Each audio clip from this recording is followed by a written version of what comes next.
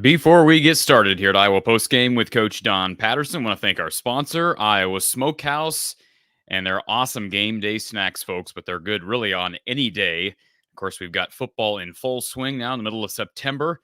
Iowa Smokehouse offers a full lineup sure to satisfy you and your family's snacking needs, whether it's their beef jerky, their meat sticks, their steak bites, or even their barbecue sauces and ketchups. You'll never need to look anywhere else.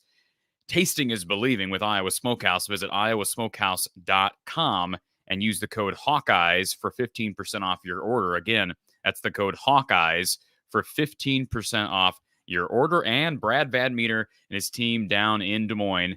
Check out the awesome rates they can offer for you and your family, whether it be auto insurance, home insurance, renters, business, life insurance. They spend countless hours taking care of your needs, and they review coverages each and every year.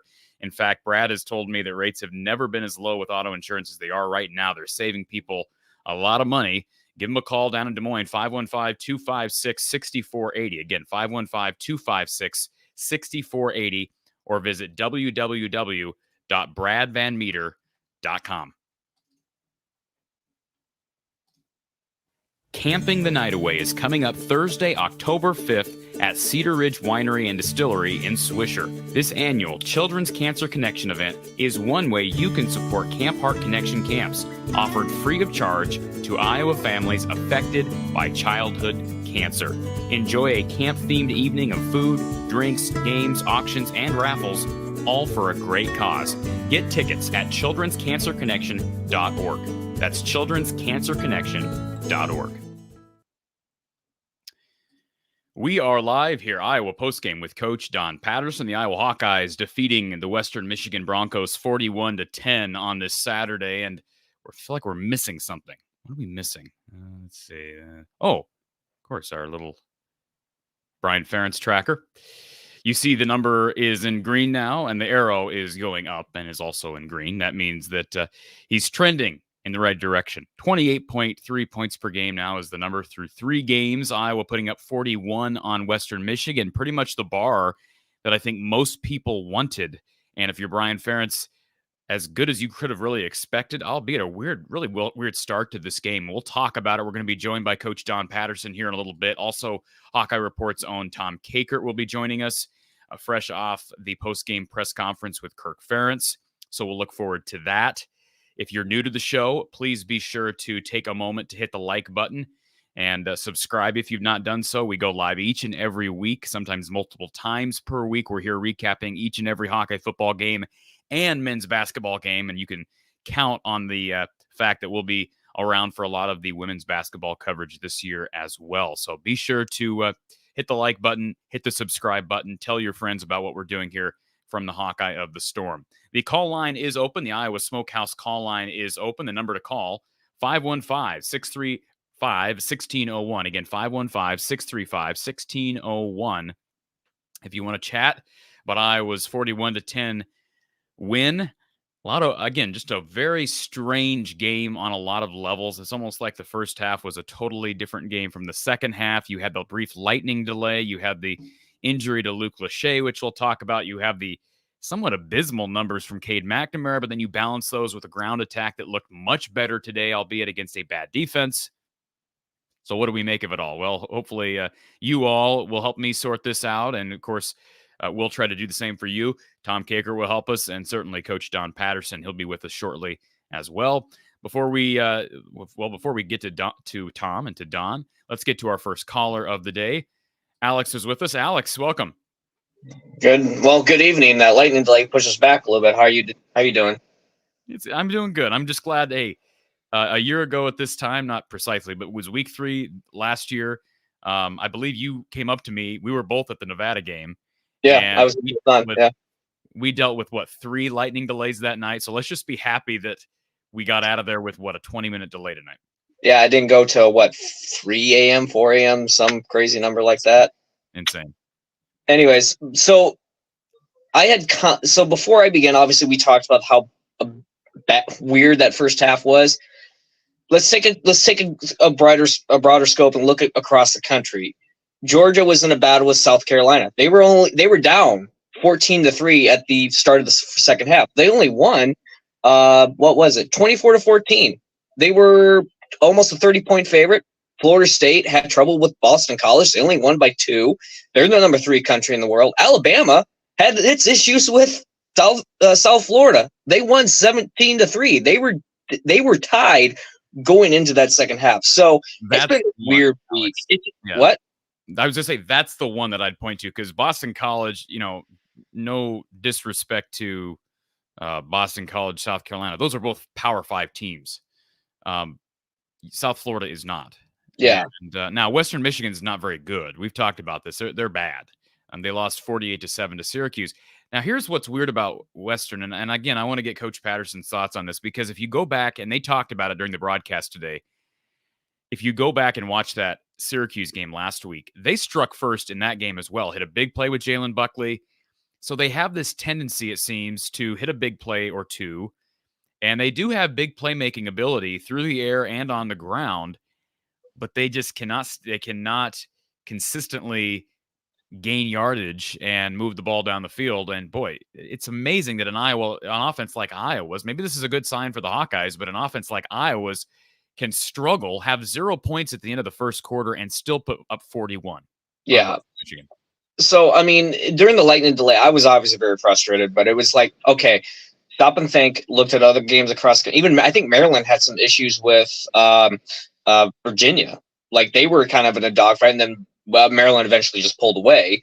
So it's kind of a weird week. It's one of these weeks where it's like, oh, there's no exciting games on, but then you have, Alabama barely beating South Florida team. I mean, yes, Boston College and South Carolina are a Power 5 team, but South Carolina's offensive line is one of the worst in the country, and they hung around with Georgia. And Mizzou beat a ranked Kansas State too. So it's one of these games where it feels like a week where kind of anything is possible. Obviously happy to see Iowa eke out the victory. So I do have some notes, positive and negative. Yep. Do you have a preference on which one I start with? Do whatever you want, Alex. I'm here. Well, okay, let's start negative. We'll end on the positive and on a happy note. So obviously Luke Lachey, you see the replay and you could see his right ankle had a looked like that ankle was slightly bigger than what it should be. I've had a compound fracture. Mine was in my arm, and I've actually had to get surgery for it. So obviously we're waiting to hear the news. I hope it's just like a dislocated ankle.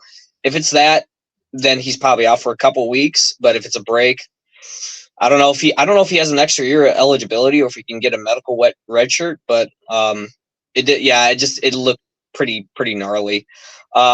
Cade, 2 interceptions against not a great Western Michigan defense. So it was, and the second one at the end of the half where Brian Ferentz was visibly frustrated. One, I believe was to Seth Anderson or Deontay Vines. I can't remember which one. He missed. He was late on the throw because he had him wide. He needed to get that ball out, I think, 1 or 2 seconds earlier. Yeah. And 2, he stared him down the entire time. Like he didn't take his eyes off him because he knew he wanted to go to Seth Anderson. He didn't look him off or look at another wide receiver, then look to him. It was a straight, just, I know where I'm going with the ball. So he kind of telegraphed his move, but Cade didn't look great. He felt like he held on the ball for a little too long. That could be a credit to Western Michigan's back 7 keeping our guys in check. But then on top of that, we're still rolling Cade out there with 8 minutes left to go in the game where we're up 21 points. And it's just like, man, I get like we saw, kind of maybe sneak into the positives. We saw him under center. Like that, pretty much Iowa State, Utah State, he was all in shotgun. We saw him under center more times than I think we saw him in shotgun. So I know that was a point where, like, because when you're under center, you have to step back and have to plant and everything like that. So that's a good sign that his leg's feeling healthy. And we saw him run for 8 yards, but they went back and you could see him wincing and grabbing his right leg. So hopefully that's just kind of I haven't used this muscle in a long time and I'm just a little sore. Well, fingers crossed on that one. I would say just to jump in there, Alex, and I'll let you go. But the notion that Cade was, heard some people earlier in the week. Well, Cade sounds like he's close to 100%. Cade made the comment on Tuesday that he felt as good as he's felt in like the last month. All I know is you watch him run on that first drive, and he looked like, I don't want to say like an old man, but he was gingerly running across the field, and then you could see the camera zoomed in, and he was wincing. Yeah. And I'll just tell you my reaction when I saw that. My reaction, Alex, was, why is he out there? Just get him out. Why is he practicing? Why is he in the game? That's my reaction. I know people are going to get mad about that because they don't like my opinion on that. That's fine. That's my opinion, and I'm going to stick to it. I don't think he should have played today. But I'm not a doctor, and I'm not on the medical staff. I'm not there every day. But judging on that early reaction from him running down the field, I wish they had shut him down. And we talked about that earlier in the week. Yeah. And it was dismissed by a lot of people. He needs reps. He needs to gain chemistry with his guys. Well, that may be true, and I could be wrong. But I'm just stating my opinion. I think they should have shut him down. He does not look healthy to me, and he took a beating today. Oh, he 4 sacks. 4 sacks, I think 4 carries or knockdowns. And especially late in the games, like, why are you rolling him out there? You're asking him to get injured at the point, or at least, make the injury worse. That was something I was frustrated with. It's like, and Deacon Hill looked, when he got in the game, he looked good. Give him the reps, Well, that's the thing. I just they won this game 41-10 in spite of a first quarter that is maybe one of the worst quarters in Iowa football history. Maybe that's exaggerating a little bit. But you're telling me, Alex, they couldn't have done this with Deacon Hill at quarterback? They didn't win this game because of Cade McNamara. No, he looked well. There was one throw where he had, and I can't remember who it was, on the sideline, and he just skied it. It looked like a Spencer Petras pass. Like it was like no one in his face. Like it was a really bad throw, and it made me like, man, is that leg really bothering him? But But okay, let's go positive now. Let's talk some good things. The running back room looks deep. Jazzy and Patterson, I don't know why he was out. I know he was in the locker room. He got in for a little bit. Didn't run too much after that. LaShawn Williams looks healthy. He looks good. I can't think of the guy that got the 2 touchdowns. I can't think of his name off the top of my head. He looks good. You talking about and then what's up? Moulton? Moulton, yeah. And then Max White, hey, good fourth piece. Nice to see him get a touchdown too. So, but yeah, so I think the running back room looks deep. I think I feel pretty confident about that. The run blocking looked improved, but you got to weigh who we were playing. Exactly. And they did absolutely. Let's just call a spade, is one of my favorite expressions. 254 rush yards, 5.9 yards per rush. I can live with that. I don't care. I mean, yes, they're playing Western Michigan, but guess what? I'm not going to insult you because you played a bad team. I'm going to ask myself, did you do what you needed to do? Or I'm going to ask you, did you do what you needed to do against your opponent? And they did. 254 rush yards, 5.9 per carry. They dominated up front. And, besides the weird first quarter, which featured, a terrible pass by Cade McNamara on that first pick into double cover, terrible decision. He was double tapping, or were they patting the ball? And even in the outsiders were saying he's got to quit doing that. He was holding on the ball for a little too long. I'm not making excuses. He's got to get better, but I do think he's dinged up. I'm with you, and I don't know. I don't know if he was under center a lot more today with Lachey out. The good news is Iowa can deal with that from a depth perspective because you talk about depth at running back. They're even deeper at tight end right now. This will give Iowa fans an opportunity to see guys like Steven Silianos, who a lot of people, you've known about Alex, but a lot of casual Hawkeye fans have no idea who that is. But he's a guy who they brought in out of the transfer portal a year ago. It took some time to kind of get acclimated to the Big Ten and to Iowa football. He's there now. This is his last year. This is going to be fun to see him evolve. I want to see Luke back because he's good. I think he's an NFL tight end. But yeah, I'm with you. Overall, positive. Everything was very positive. They ran the ball well. They didn't pass the ball well, but part of that is because they didn't need to. They just controlled the game on the ground. And then we saw Bo Stevenson too on that second touchdown. They mentioned him in the game, or the fourth touchdown they got, that rushing touchdown they got. They mentioned him, so I know he's been out for a while with injury, so it's good to see him get back in the lineup. I think that'll just strengthen that depth of the offensive line. I think he's a really good piece there. Special teams, in LeVar Woods, we trust, I guess. So one miss from Drew Stevens. Somebody sent me a very, very odd stat, and I'll bring this up to Coach Patterson later. This is going to maybe blow your mind as well, Alex. Listen to this stat. According to someone who I trust on this, Drew Stevens, dating back to high school, he is 2 of 2 from 50 plus between high school and 2 of 2 in high school from 50 plus. He's not missed a 50 plus kick at Iowa. He's perfect from inside of 40 at Iowa. And yet in high school and in college, he's 1 for 7 from 40 to 45. There was another kicker like that. I saw that where it was like inside like the 30, he was perfect. You get him outside 45, he's perfect or missed one. And then when you get him in between range, he was there was another kicker. I saw that earlier in the year. I can't remember who it was.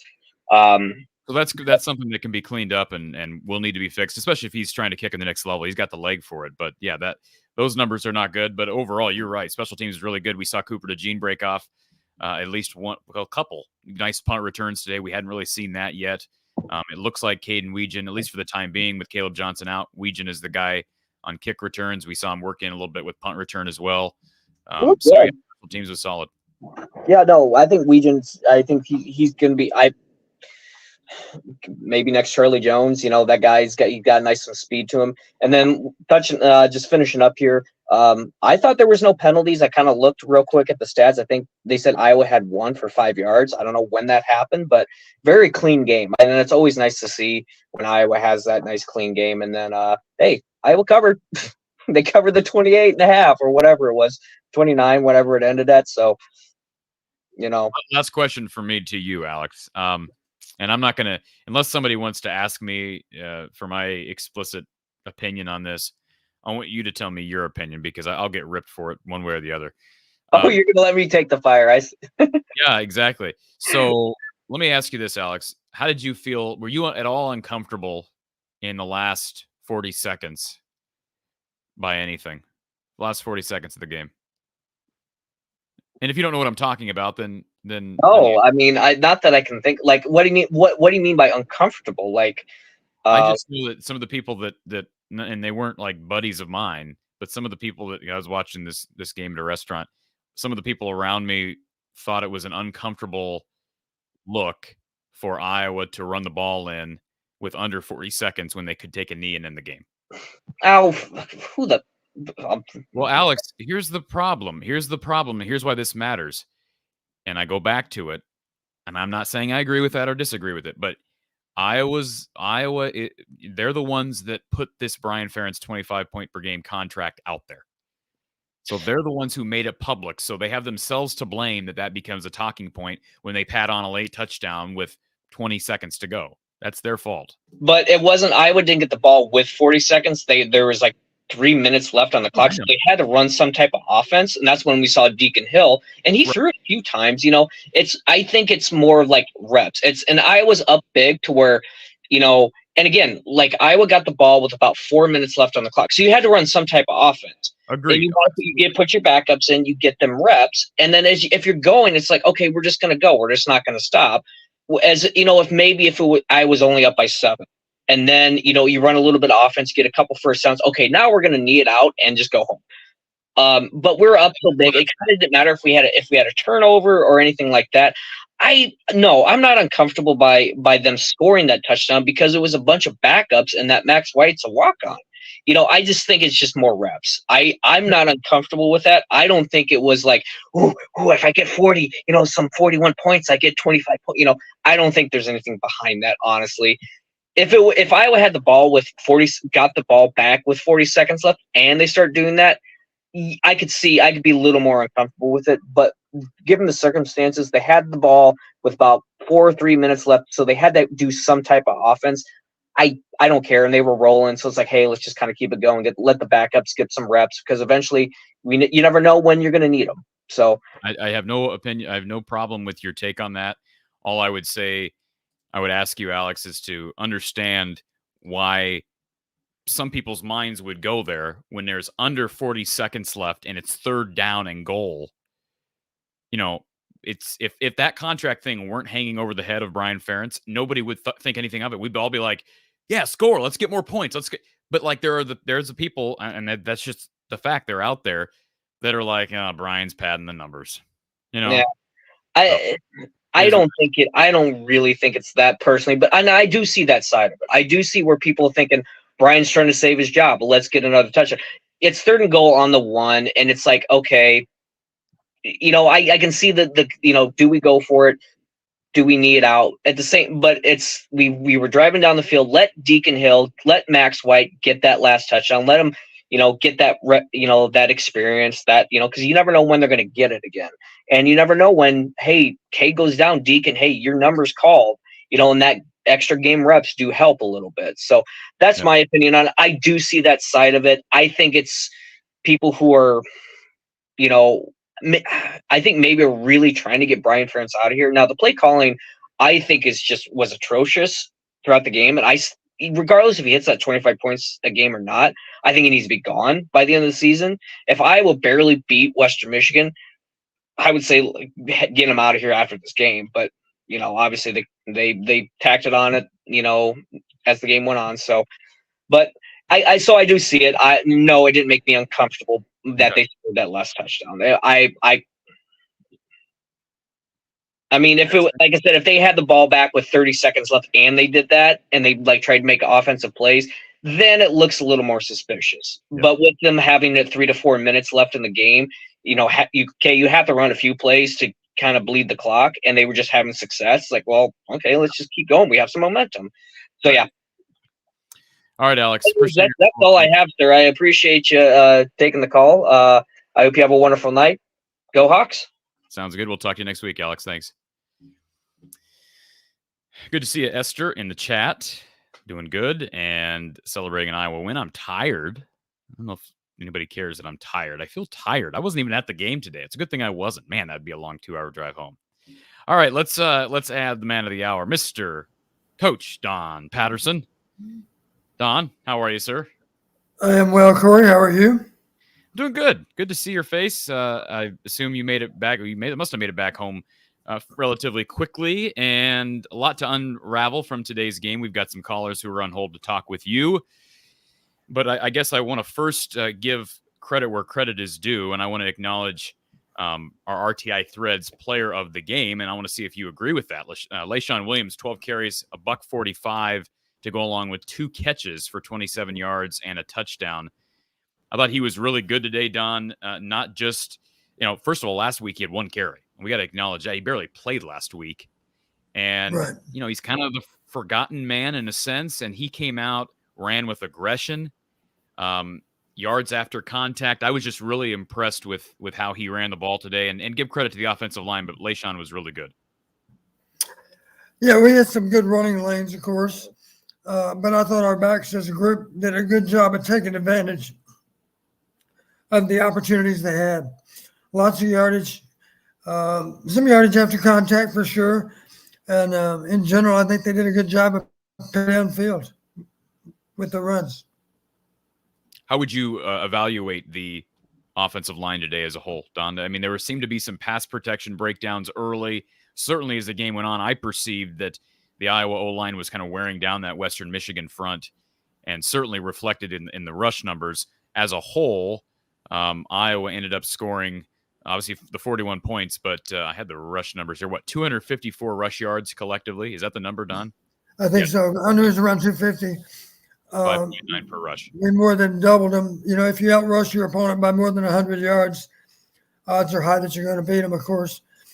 And we got that done. Let me see if I can pull up the stats as well. So that was good to see. I thought in general we did a better job coming off the ball. We had some clear opportunities to break some big runs and did. I don't know how many explosive runs we had beyond 20 yards, but certainly we had a lot beyond 10 yards. And we ended up in 2nd and 2 a lot. I don't know that we had a lot of waste down opportunities today. We didn't use any of them, which is fine. We didn't necessarily have to, but hopefully down the road, when percentages are even higher that we don't use waste downs, we'll be able to pull them out and use them to good effect. Do you have belief that will happen, Don? I'm hoping. Okay. I'm hoping. I wish I could be more optimistic about it, but I'm hoping. And I think the only reason I have reason for hope is that we have taken more shots down the field in general in all 3 games. So we're trying to make big plays. Right. Yeah. And that's a good sign.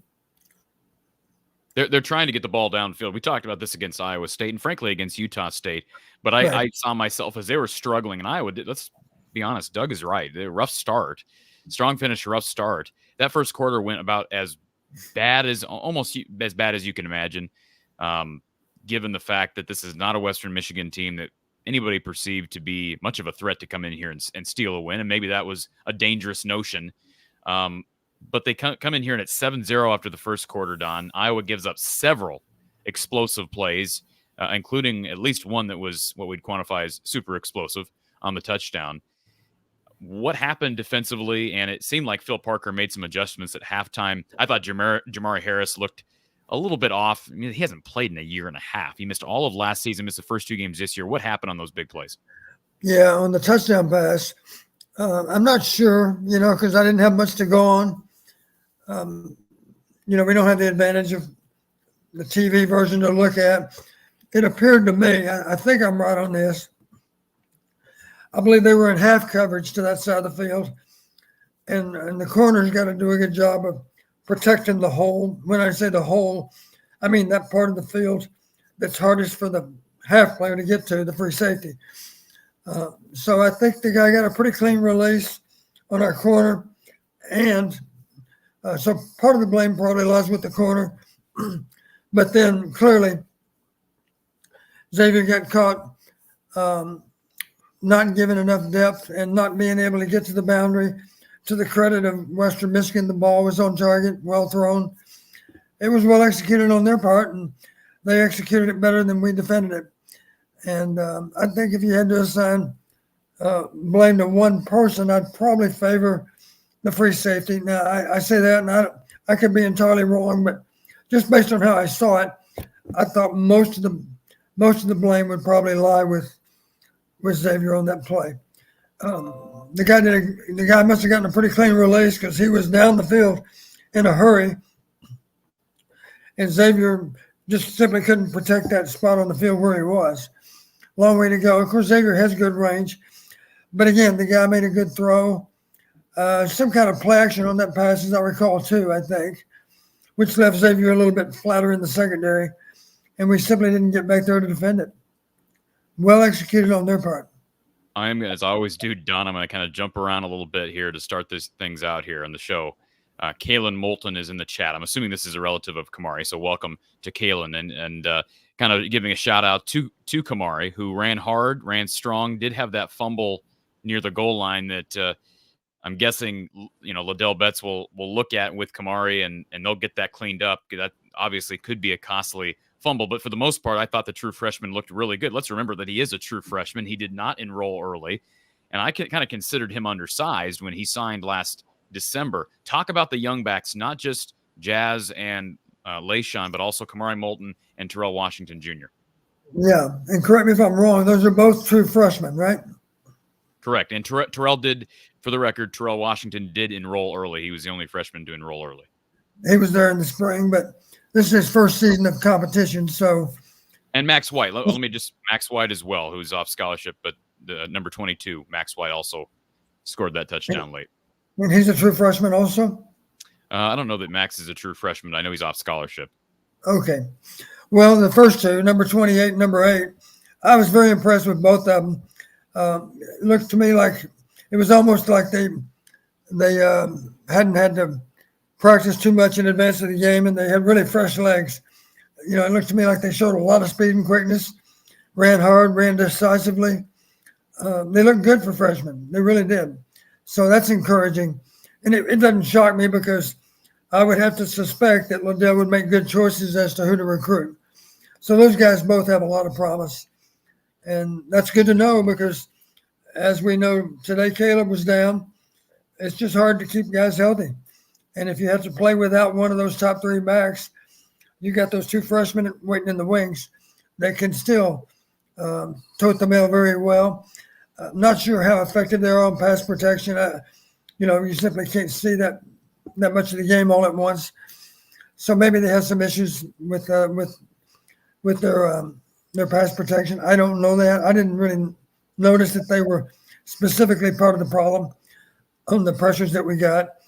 A lot of those were what you might want to call coverage sacks. Kay was holding the ball a long time. He obviously couldn't find what he was looking for. And as a result, they had more time to get to him and did.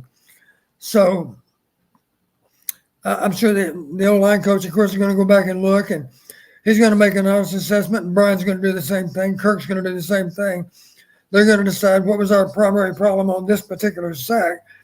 Was it a coverage sack or not? Was somebody beaten too soon? Did they not provide ample time to get the ball out? Maybe some of the blame goes to Cade sometimes. Maybe there was a guy open that he simply didn't find. In general, of course, he's got pretty good vision downfield. And in general, it's not much of an issue. If a guy's open, typically he does find them. So it's hard to know without really studying the video. And when I say studying it, I mean the coaches are going to look at some of these plays 10 different times just to be sure they know where the blame lies and assign the blame to the right place. That's obviously what you want to do is make honest assessment as to what happened. Don't be unfair in judging any particular player.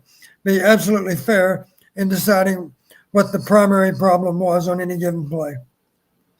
Now, obviously, you've not had the luxury, Don, to look back at the tape from today, and I know you will do that, just like the Iowa coaches will do that. But Right. Can you evaluate Cade McNamara as a whole today? It seemed that first of all, I don't think he's healthy, and I'll say that up and down. I watched him run on that first drive, scramble for a first down, and he looked like a 70-year-old man. No offense to you, Don. You're a very fit 70-some-year-old man, but I don't want to see you running the Iowa offense, especially when you're forced out of the pocket.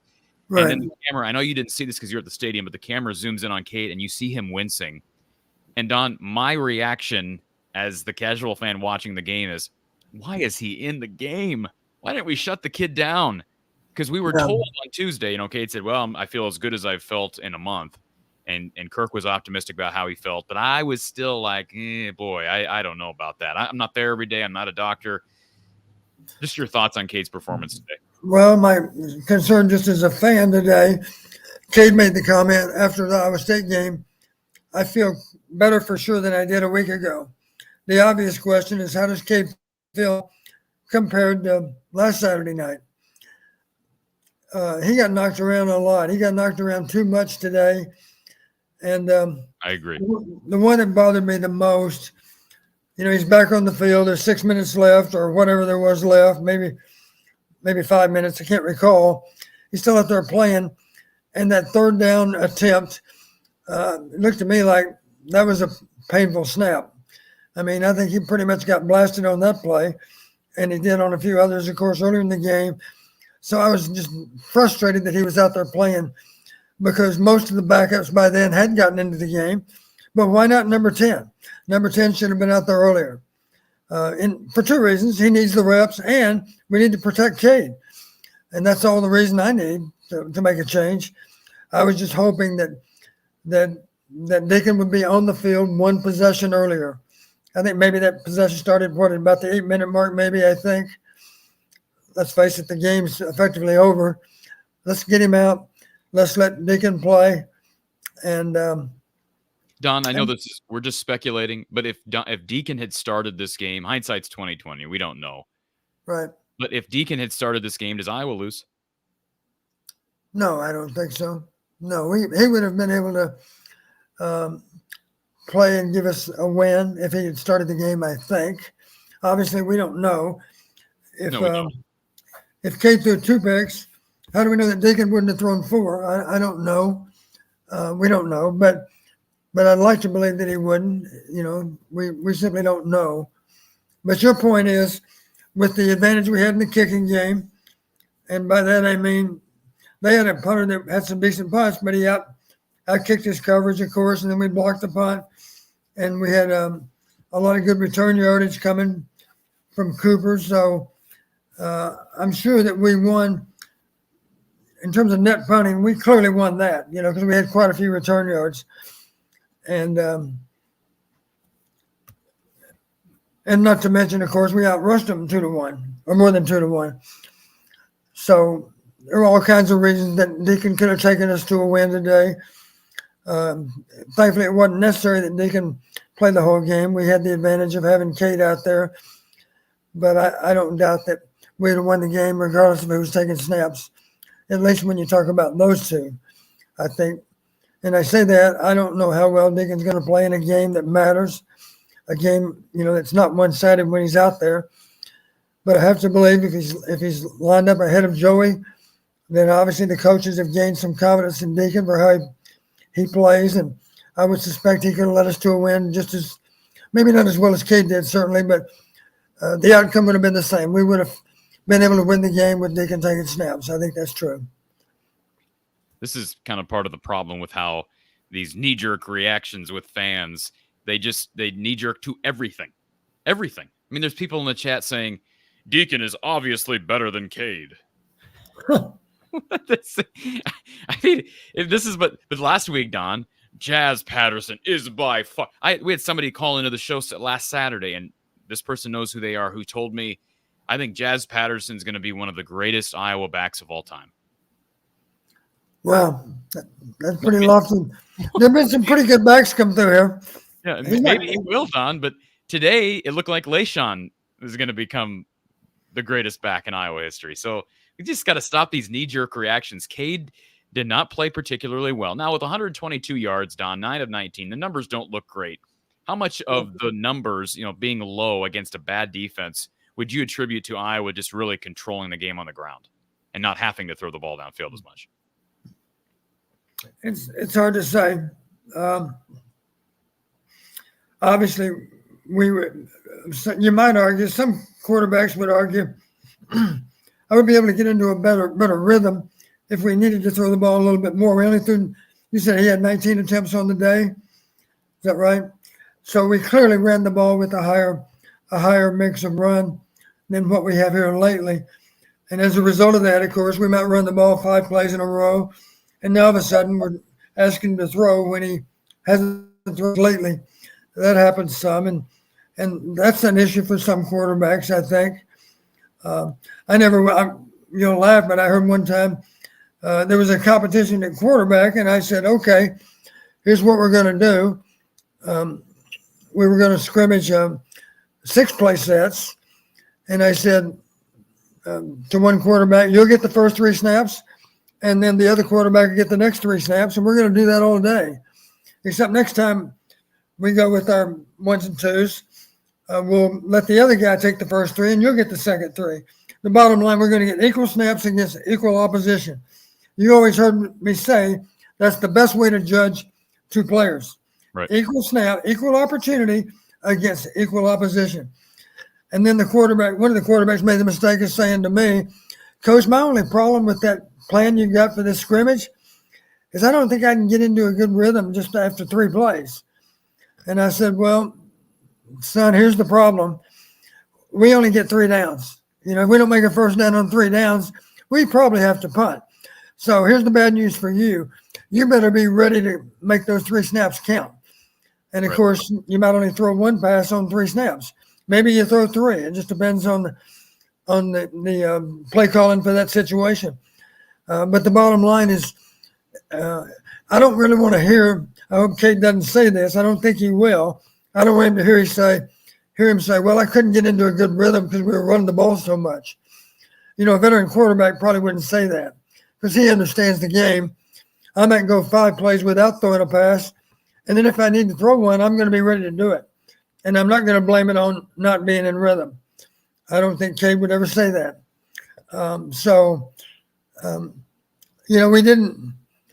We didn't have to lean on the pass offense to be able to move the ball down the field. We did it primarily by being ahead of the chains with our running game, and that's a nice luxury to have. You couldn't help but feel as the game played out. The good news, I feel better about the running game and our run blocking. The bad news, now I'm a little more concerned about our pass game because we demonstrated we had some protection problems, and we simply didn't have people open sometimes, and that part of the game, of course, is being able to separate from the defense. Stop being a knee-jerk reaction fan, Don. Oh, I didn't realize I was being. I apologize. You've been away from the game for too long. Let's go to our first caller who's been on hold for a while. Thank you for calling Iowa Postgame with Coach Don Patterson, our Iowa Smokehouse call-in line. Who's on the line? Hey, Corey. This is Zach. It's been a while. How's it going? Good, Zach. How are you? Doing pretty good. Nice win today. Absolutely. Good to see that there is real good depth in the running back room. Sucks for Luke Lachey. Hopefully it's not as bad. His injury is as bad as I think people think it might be. Nice to see Ontario Thompson who got the punt block. Very nice to see. Yeah, I'm happy for that young man. He's a good kid, and saw Brad's comment in the chat as well. Don, just how happy were you I know you don't maybe know Ontario yet, but just to see that young man who's been through a lot to get here. He went the odd route to get to Iowa from Dubuque Wahlert. For him to be able to get that block punt and see how excited he was. I lost you. You got me, Don? No, you're back. Yep. I was just saying, it was just good to see Ontario have that moment, and he got close on a couple other punts as well. He's going to be a disruption on the defensive line someday once he gets into the mix there, but he's making himself known on special teams. Yeah, I think the average fan, there's so many unsung heroes that they don't even recognize all of them, of course, and that's a good example. Maybe your only snaps are on the punt rush. Well, you only get how many times they punt today? Let's see. They punted 7 times, eight times, counting the block punt. You're out there for 8 snaps, and, of course, there's a big delay between one snap and the next. And yet, you want to make an impact on the game too.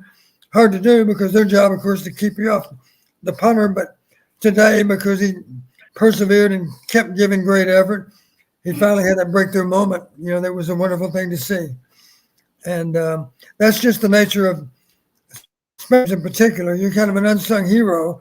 You're out there and you may work hard all day. And in some cases, you never do have the impact you wanted to have. In rare cases, you do, and that's a prime example. And, of course, just 1 week ago, that blocked field goal in the opening series had a lot to do with us feeling more comfortable toward the end of the game. And, of course, the block punt ended up as a safety, right? 2 points for us. Anything else, Zach? Yeah, I know I caught the end of your conversation with Alex, about the last 40 seconds. I didn't have as much a problem with, a sixth string running back and basically a second string offense, scoring a touchdown, because I think it's kind of that unwritten rule that, if a game's a blowout and it's the second or third string, you can maybe let them play. The only one I might have had an issue with is basically kind of like the trick play, the reverse. That one I was just keep running the ball, but well, I don't have a problem with any of it. The reason it got brought up, and because it got brought up in the chat, people talking about running up the score. I don't believe that happened. The problem is, Don, is this is going to get brought up every time there's a late score that doesn't matter. It's going to get brought up how Brian's trying to pad his stats. I don't think that's the case necessarily, but that's the whole problem with this thing being public, this contract, is it becomes a talking point for people like us and people in the media. Did you have any issue with the late score by Max White? But for the record, let me just say this, Don, before you comment. They did the reason it got brought up, and I think it's why it's a valid question, is they didn't start the drive, and Alex brought this up. They did not start the drive with under a minute to go, but by the time they took the 3rd and goal snap, there was under 40 seconds to go. So they could have taken a knee and the clock would have ran out conceivably, assuming Western Michigan didn't use a timeout. Did you have any issue with that series in Iowa attacking on that late score? Well, let's back up to the reverse to begin with. I was more disappointed to see the reverse at the end of the game for one simple reason. This should make sense to you. Exotics, as we always call them, don't want to waste anything. By that I mean, run the play, you want to make a different game. And if you're up by 24 points or whatever it was, clearly running a trick play at that point in the game to the other team, I will promise you, gives them the impression that you're not a good sportsman. You're not showing good sportsmanship. Why would you run a trick play when the game's effectively over? So that's why I hated to see it. I made this comment to Lisa. I said, I'll tell you why I hate that we ran the reverse right now. Maybe that reverse would have worked next week against Penn State. But now that they've seen it, I think it's less likely to work. So you don't waste trick plays. Yeah, that's a fair point, and that's got nothing to do with sportsmanship. You're wasting it. That's a fair point. Yeah. Right.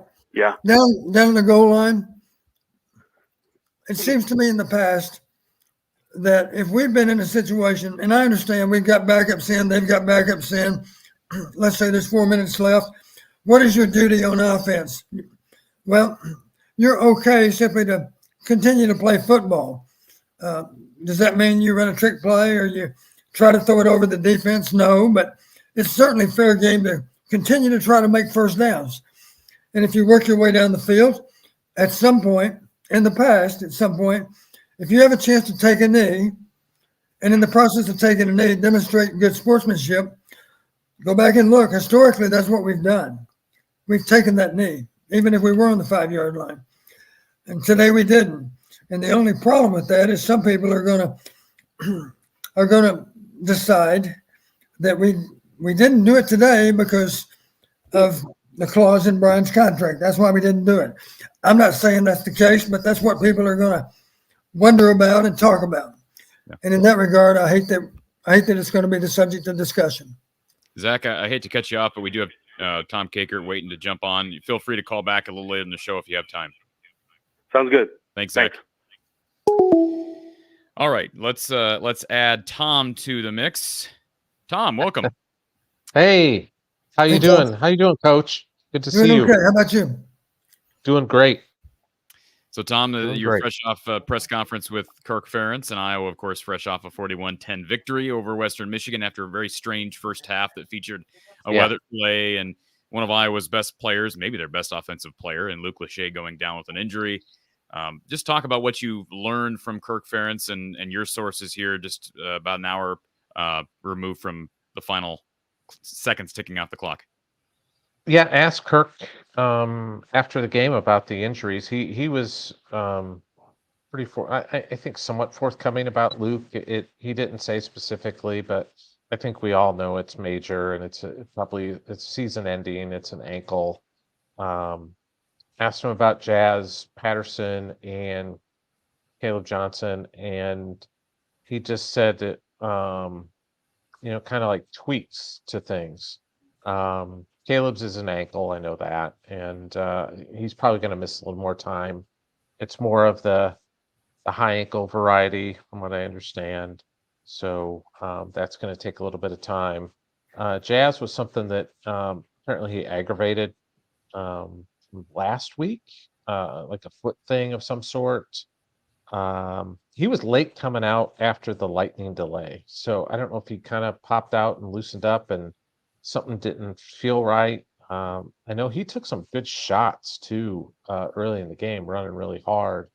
But yeah, I think those guys were, um, you know, uh, I think there's a good chance Jazz probably gets ready for this week against Penn State, but I think there's almost no chance that you're going to see Caleb playing with a high ankle. Just he was limping around on the sidelines before the game, so if he's limping still at this point, it's very unlikely he's going to go.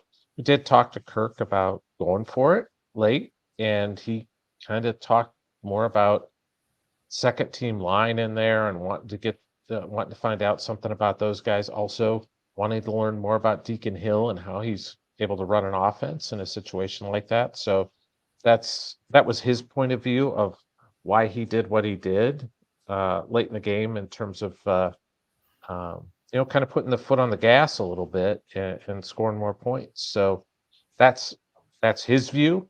I know others might not share that view, and it might be controversial. But I think that's when you enter into a deal like they did for Correct. Brian. This is what it's going to be like all year, guys. It's just going to be like this every time they tack on a late touchdown. It's going to be about, oh, they just did that for Brian. So it's just going to be the nature of the beast. Yeah, and fair enough. They like you said, they did it themselves by making this public and coming out with that bar. So just to go back to Luke Lachey, I did hear Ed Podolak, Gary Dolphin talking after the game, and what they were saying is that according to Rob Brooks and what he had gathered on the sideline, they didn't think it was knee. They thought it was high ankle, perhaps, for Luke. Have you heard one or the other on that? He was in a boot, obviously, on the sidelines.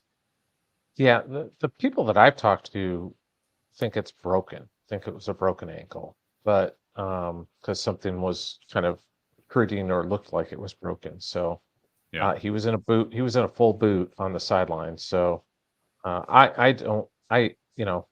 we'll see. He said they were going to do further examinations on him in the coming days. So maybe we'll get more of a definitive answer. But I'm just going to be real surprised if we see him play again this year.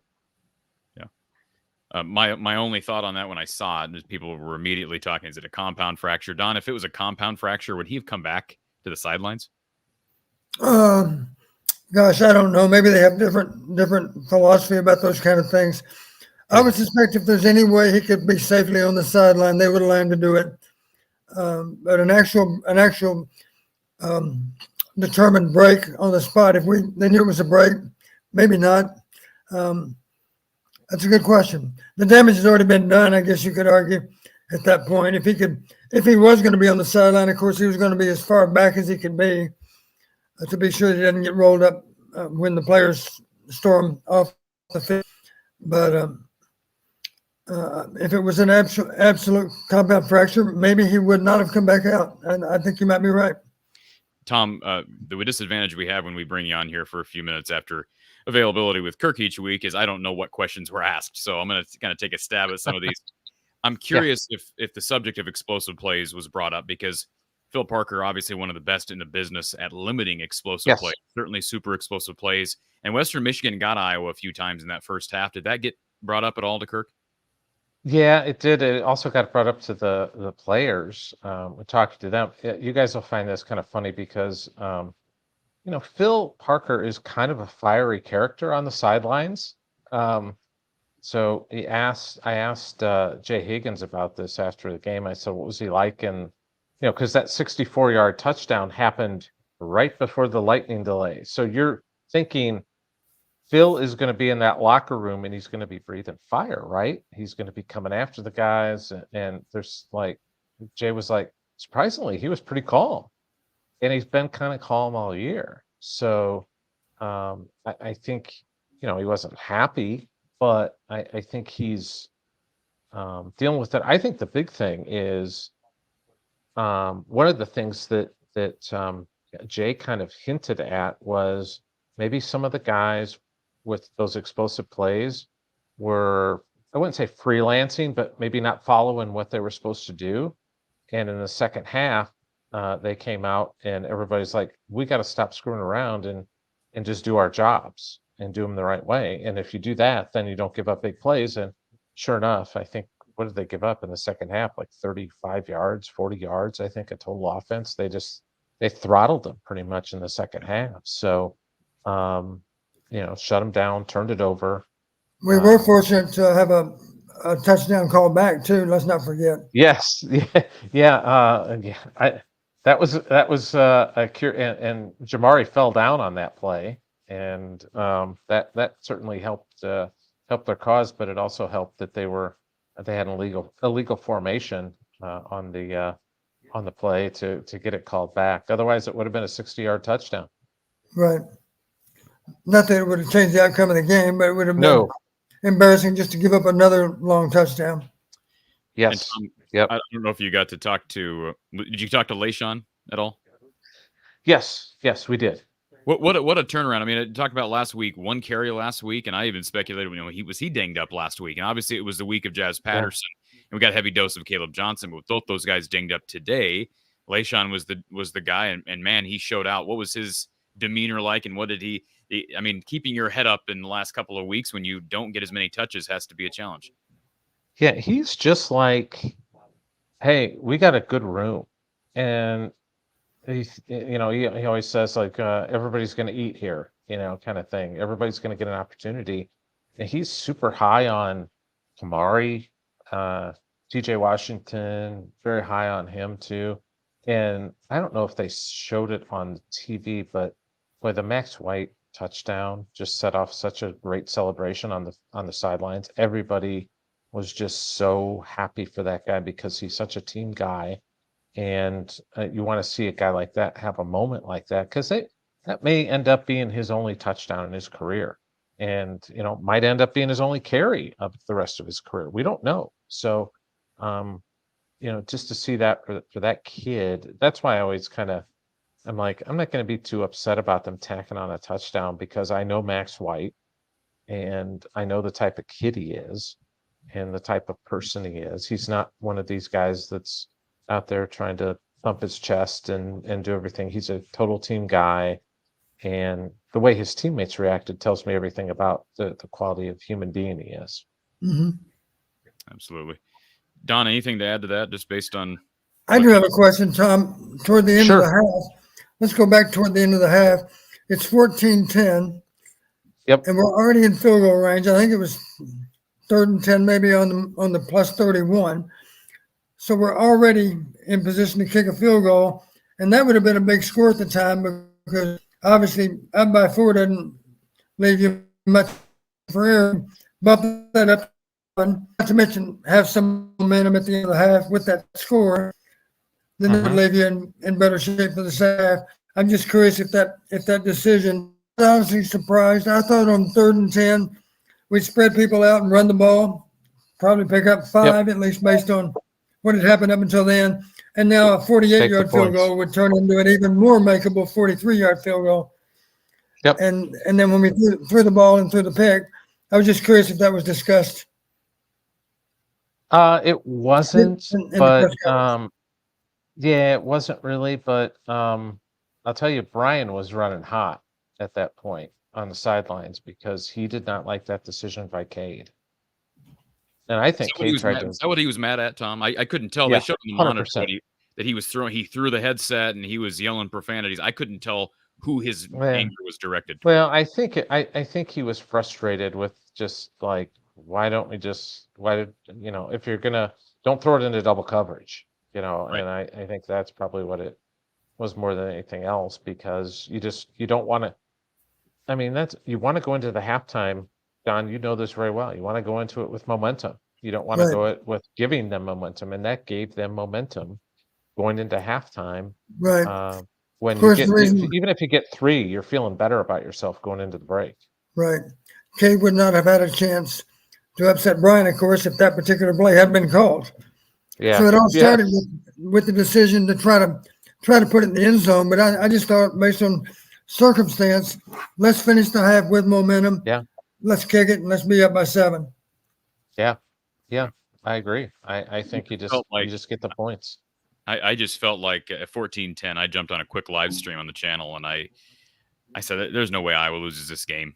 I mean, you just felt like 14-10, and a lot went wrong in that first half, and you knew Phil was going to have clean up those mistakes by his DBs, and certainly they did that, shut them out in the second half. So, Tom, appreciate you jumping on. Did I miss anything that was noteworthy from the Kirk Ferentz presser or any of the players? Not really. I think it's going to be an interesting Tuesday as you find out more about these injuries, but that just makes the task even harder for Iowa. Already an uphill battle going to Happy Valley against one of the best teams in the country this year, and now you're going to have to do it really shorthanded. Really impressed with the offensive line. I mean, they got a great push today, and they were able to sustain those blocks and knock off 8, 10, 12 yards a clip. And I think that's progress. Now, the test will be, can you do something even close to that next week? Because that's, you're today might have been JV. You're getting the varsity next Saturday, right, Don? That's true. It's hard to measure the difference in the 2 D lines, but it's safe to say it'll be much more difficult to get that done next week than it was this week.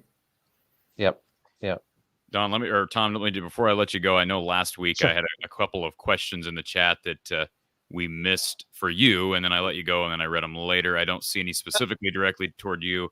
I know, was it a year ago or 2 years ago that you and I, it was last year prior to the game in Kinnick, you and I talked about how this is I'm talking about Iowa, Penn State, one of the best unofficial rivalries in the Big Ten. Nobody thinks of it as a rivalry. It's not a border rivalry. It's not a cross-divisional rivalry, or it is a cross-divisional, but it's not a divisional rivalry.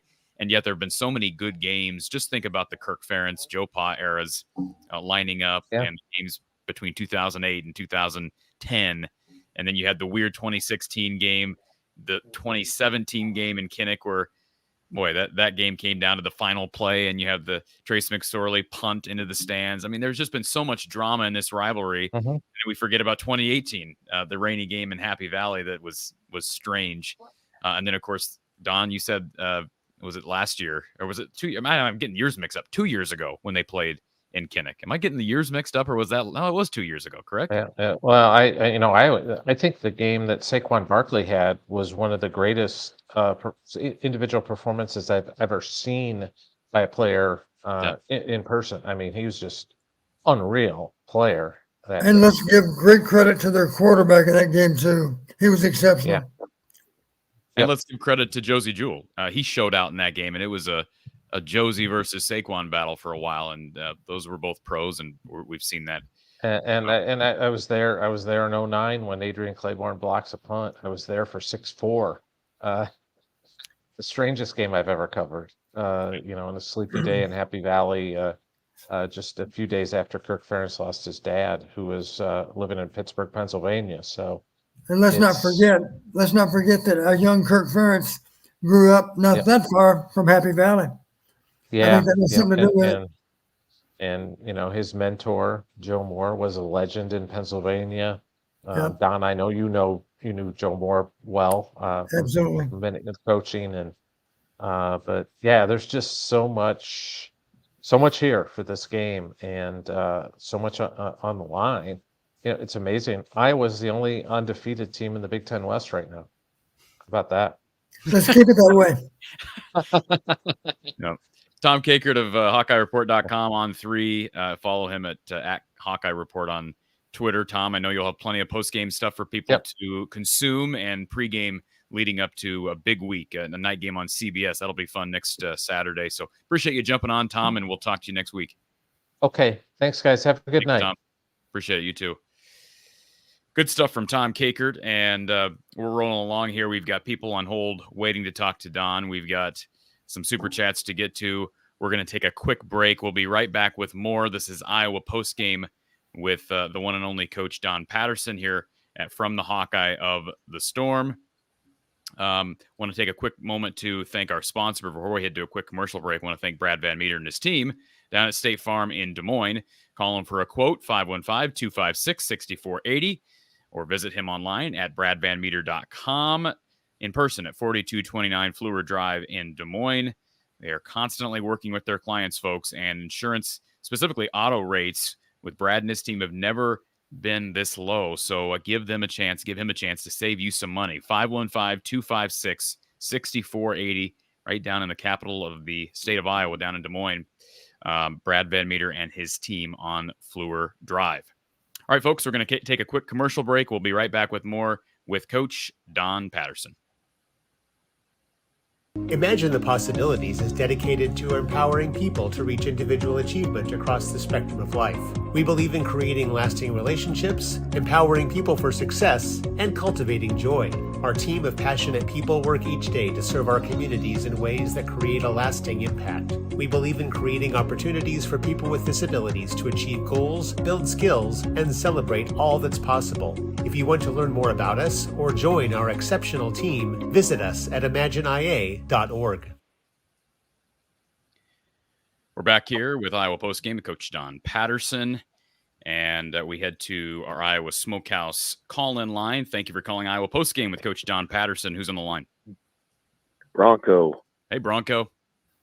How's it going? Going good, man. How are you? Good. I was going to give you a choice this week. I can unleash my usual criticism on the big BS, or I can talk to you guys about why I think Washington State and Oregon State should be invited into the Big Ten. Okay, well, let's start with that one. That one's a little bit more intriguing to me. All right. So if I were to ask you what Iowa's 3 most difficult remaining games are, what would you say?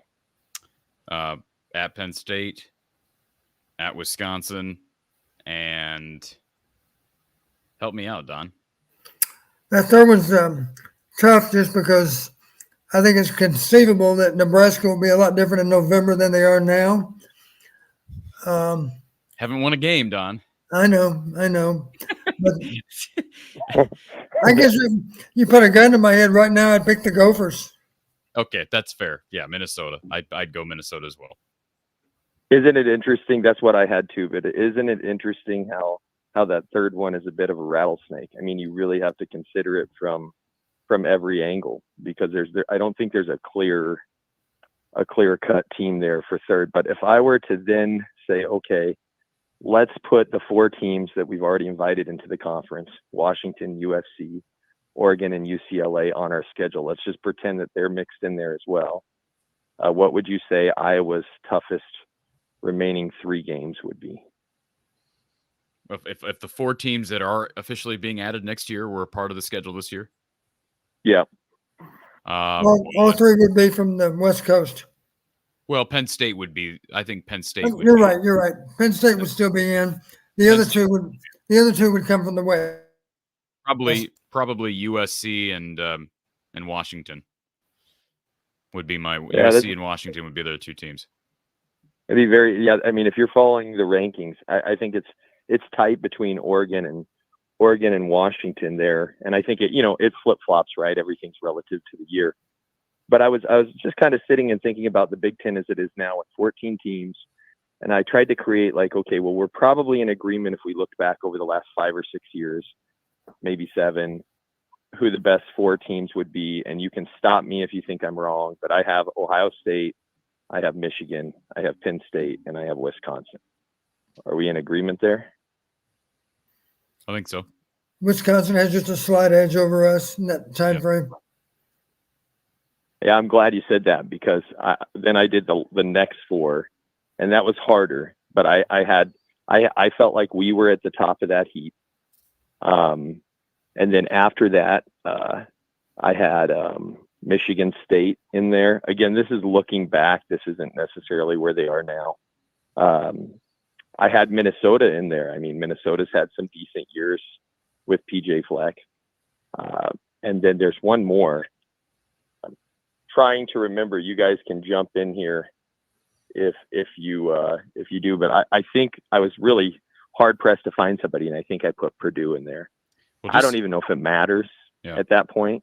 Just so everybody's aware, Minnesota lost by 18 today at a good North Carolina team on the road. Right. Indiana lost at home to Louisville. They were down 21-0, scored 14 straight to come back. And how about this? Jeff Brom gets one more chance to beat Purdue. To beat Indiana, you mean? I mean, to beat Indiana. I'm sorry. Yeah. Rutgers did defeat Virginia Tech, so you get another win against an ACC team. Man, Washington just trounced Michigan State on the road, 41-7. Down there, a disaster. And that game in Kinnick, Iowa, should win that game with flying colors if there's still controversy surrounding the Mel Tucker situation. I didn't watch that game, but based on the stats, based on the score, I would guess that, I would assume that that Mel Tucker controversy did not unite the players. This has hurt this team, and they were already damaged. They lost their quarterback in the offseason, had some attrition. But anyways, Bronco, I think you're right.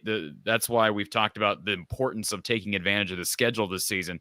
I was talking with a guy that I didn't know, actually another Hawkeye fan at the restaurant I was watching the game at today, and he said the same thing. He's just like, what are we going to do when USC, UCLA, Washington, Oregon are a part of this conference? And I just said, well, you might not see another Big Ten championship in your lifetime. And I mean, I haven't seen one. I haven't seen an outright Big Ten title in my lifetime. But it's going to be really hard to just make that championship game year in and year out. Iowa should make the championship game this year, Don, regardless of how good this offense is and how good is pass pro, how good is the run blocking. This division's not very good. And I've defended the Big Ten West in the past because I think it's been a balanced division. Mark Rogers, the voice of college football, has talked about that. It's traditionally been the most balanced division over the last 10 years in college football. And again, listen to what I'm saying, balance. I'm not talking about overall firepower and strength at the top. But, man, with Nebraska struggling early and Wisconsin was struggling to Georgia Southern today. I think it was tied at halftime 7-7. They eventually pulled away.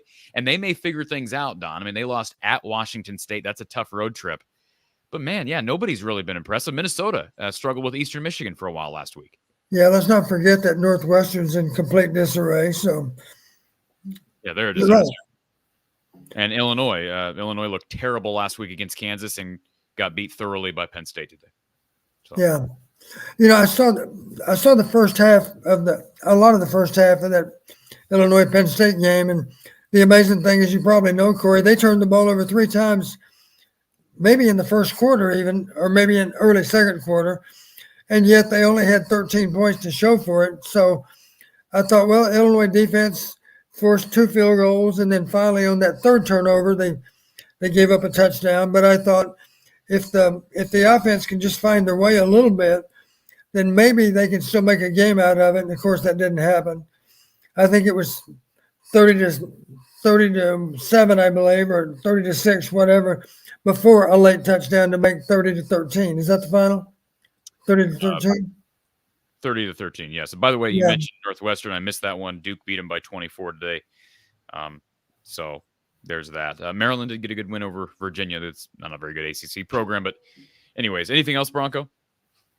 I was just going to add, that's kind of what I'm getting at, is that if we're in an arms race and we're so focused on how we're stacking up with, the SEC, I think, for the Big Ten, if we just keep inviting these top-notch programs into the conference, I think it's going to make it really difficult for us. And I think it's important to have a little bit of balance, inviting people. And I don't know, Oregon State's a darn good club, and Wazoo beat Wisconsin. But I think when you go to reorder teams, when you invite those 4 teams in, I think you could argue Iowa's on somewhat level ground with UCLA right now. but I would put them behind the other three programs. And so, it kind of brings me full circle to how I feel bad. I really do feel bad about criticizing Iowa too much on a day like today, which they just went out and did what they could. But when you looked at the offense, I thought it was interesting that the offense struggled so much in the first half, when the doors were really wide open to do whatever it is that you wanted to do, and it wasn't until we really leaned on the line and started running right up the middle, and we did that very successfully. My problem with that is that I just think it's a model that we're not going to be able to follow next week. When we try to play these teams that are top tier and they're better at the line of scrimmage, I just don't envision a world where any of our backs are going to be able to regularly rip off 10-yard runs up the middle. And I'm not criticizing Iowa for, like Hayden said, what they always say, scratch where it itches. You take what you can get from the defense. I just haven't seen them really do anything successfully yet that I think will transfer over very well when they take a step up in competition. Don? That's a good point. I was simply going to say, Corey, that today it was the right philosophy to take the ball and run it down their throat. And we did that pretty effectively. And, of course, we mixed in some pass to help there too. But it's kind of hard to imagine that we're going to be able to be at all one-dimensional next week and be able to be successful against Penn State. And let me just one more time come back to the whole topic that I've beat, and I'll say it again because it is relative to our discussion, our this process of beginning to preview Penn State next week. Part of the reason why I advocated for potentially looking at shutting Cade down is because, is he rusty? Sure. All right. And he showed that today again. But like you said, and as Bronco said on the phone, Iowa's not going to be able to go out there next week and win like they did today. They have not proven to be able to consistently and in a balanced fashion get the ball down the field to their receivers. They had a couple of plays today, had a deep ball to Vines. Seth Anderson played well. Again, I think he's been maybe their most consistent receiver. But in general, they're not going to be able to beat Penn State with 122 yards through the air. So I want as healthy of a Cade as I can get, and I don't think we're going to get that. Yeah. But it is what it is. So, Bronco, anything else, sir? Just leave me on the line for a second while you answer this because I'm not where I can hear your show. But okay. Did anybody ask yet about that tantrum that Brian had on the sideline? Was that directed at an official? Because on TV it was hard to tell the angle of who he was talking to. Well, I asked Tom Kakert a few minutes ago, Bronco. I asked him that question, and it sounded like from Tom's perspective, and he was there in the press box. I was watching on TV. It sounds like Brian was upset with Cade, but he was also upset with the situation and the fact that he threw it into double coverage. I don't think it was directed at an official because that was my first thought as well. It looks like maybe he's directing this at an official. Tom didn't have any reason to think that, nor did I when I watched the replay. All right. Well, we will see you guys later. And just for my selfish feeling, I hope Iowa wins every game this year 6-5. All right. We'll see you guys later. Bronco. Take care. Appreciate it, sir. Yeah, Don, just your thoughts real quick on the situation with Brian. I don't know if you saw the I don't know if we want to call it a tantrum, but he had to have a meltdown at the end of the first half off of that play that spoiled the points. Just your thoughts on that. I'm sure you probably didn't see it very well from your spot in the stands. No, I really didn't. I wasn't aware, but I was just surprised with our thought process at that moment because, Stevens has been such a reliable kicker, and I realized he missed a field goal earlier, but his history is good, and we were already in field goal range, and I was simply shocked that we chanced losing possession of the ball on third down, knowing that at worst we'd have a long field goal attempt if we ran the ball one more time. Who knows? Maybe we'd have busted for a first down. But even if we're not likely to do that, it's kind of hard to imagine we weren't going to pick up 5, in part because it's 3rd and 10, and they might be thinking, based on formation, that we're going to throw the ball. Ideal time to run it, make it a more routine field goal than what it already was. Not to mention, finish the half with some momentum and with, more importantly, a 7-point lead rather than a 4-point lead. All right. I love the chat, and our good friend Kyle's in the chat to be a mod. So best wishes, Kyle, on that. Let's go to our next caller, Iowa Smokehouse call-in line. James, welcome to the show, sir. How you doing, Corey? Doing good, man. How are you? I'm good. First off, I know it's the Iowa show, but did y'all see the field goal that they said wasn't good at Iowa State game? What's your thoughts on that if you did see it? Say that again, James? The field goal at Iowa State game that they said wasn't good, but from the angle they showed it looked good. I don't know if y'all saw that or not. Well, yeah, I did see it. They can't review it. They can't review it. I know, but I just wonder what your thoughts were on that. Well, my thoughts are I couldn't tell. My thoughts are this. The two officials who are standing below the uprights have the best view. So do I think it should be reviewable? Yes. I don't know why we can't make that reviewable, Don. We review everything else. Why can't we review it? The rule is if it goes above the upright, you can't review it. Well, what other reason would you have to review it? What other reason? That's when the review has the best benefit, is because you don't have uprights that go on forever. Exactly. You also think with technology now, they should have like a camera on the top of the goalpost. You know, like one of the little ones on top of the goalpost, you can't really see where it goes over. If that makes sense on technology.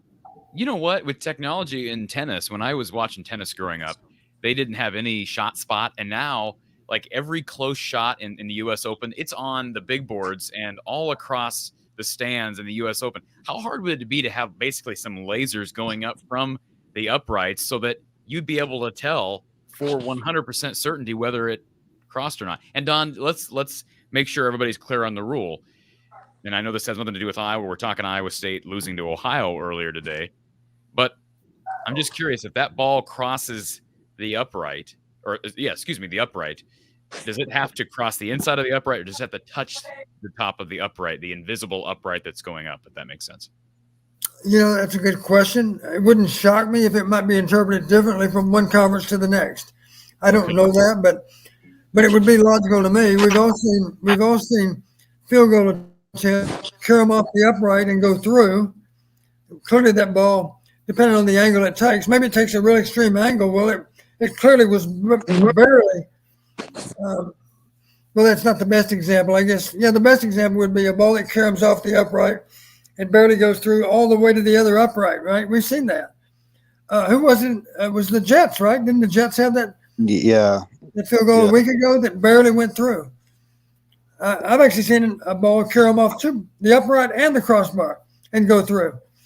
That was Vanderbilt versus Army some years ago. So, like as you say, Corey, as I understand it, if it's inside if the center of mass of the football is inside the upright extended, even if a little bit inside, it should be interpreted that it would have gone through, right? But there has to be a concrete. You can't just say it can be interpreted different ways in different conferences. That's kind of absurd, Don. Well, like if it's touching the line, if the ball travels at any point and travels through that invisible line, that should be good, in my opinion. Or you make it a different rule, because obviously if it touches it on lower down and then bounces out, it's no good. So you have to define that, and I'm just curious how it's defined in the NCAA rulebook. Well, to me, what's a little bit unfair, if you let's imagine that same kick, if it was a little bit lower and into the upright, you would be confident based on the flight of the ball that it's going to carom on through. In other words, it barely touched the inside part of that upright. It's clearly going to, in almost every case, it's going to be a made field goal, right? Right. So why should you not have that same opportunity on kicks that are above the upright? In my mind, to be fair, you should say, well, if the center of mass was a little bit inside the upright, it's good. If the center of mass is a little bit outside or exactly on the upright, it's no good. I don't know. Good question. But first off, one thing that this game reminded me of, the way we started out, was North Texas. I don't know how long ago that was, but we kind of struggled with North Texas out the gate a little bit. And then we turned it on. I don't know how long ago that was. Was that like 13, 14, 15, one in that range? When we played North Texas and we were down like 7-0. We struggled early and then we turned it on late. That's kind of what just reminded me of a little bit. Yeah, that was 15. But I feel like Cade was making a lot of like weird decisions. Like the first pick he threw, that was a great catch by the guy too. The guy, I don't know how the dude caught that interception. That was a great catch. But he looked at him, looked him up, then there still was 2 dudes there, and he threw it right to the dude. I'm like, there's 2 guys right there. Why are you just throwing it to somebody when there's 2 guys right there? I don't understand some of his choices. And then on the interception in the end zone, I heard people saying, and I watched it back again, that Nico was running wide open too.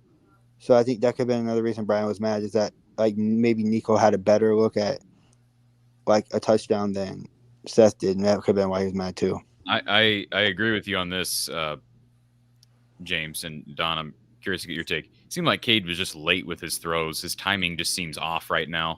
Is that you think that's related to the injury, or is that rhythm and chemistry with his teammates, or just it's hard to get in rhythm when you're dinged up? How would you interpret those struggles?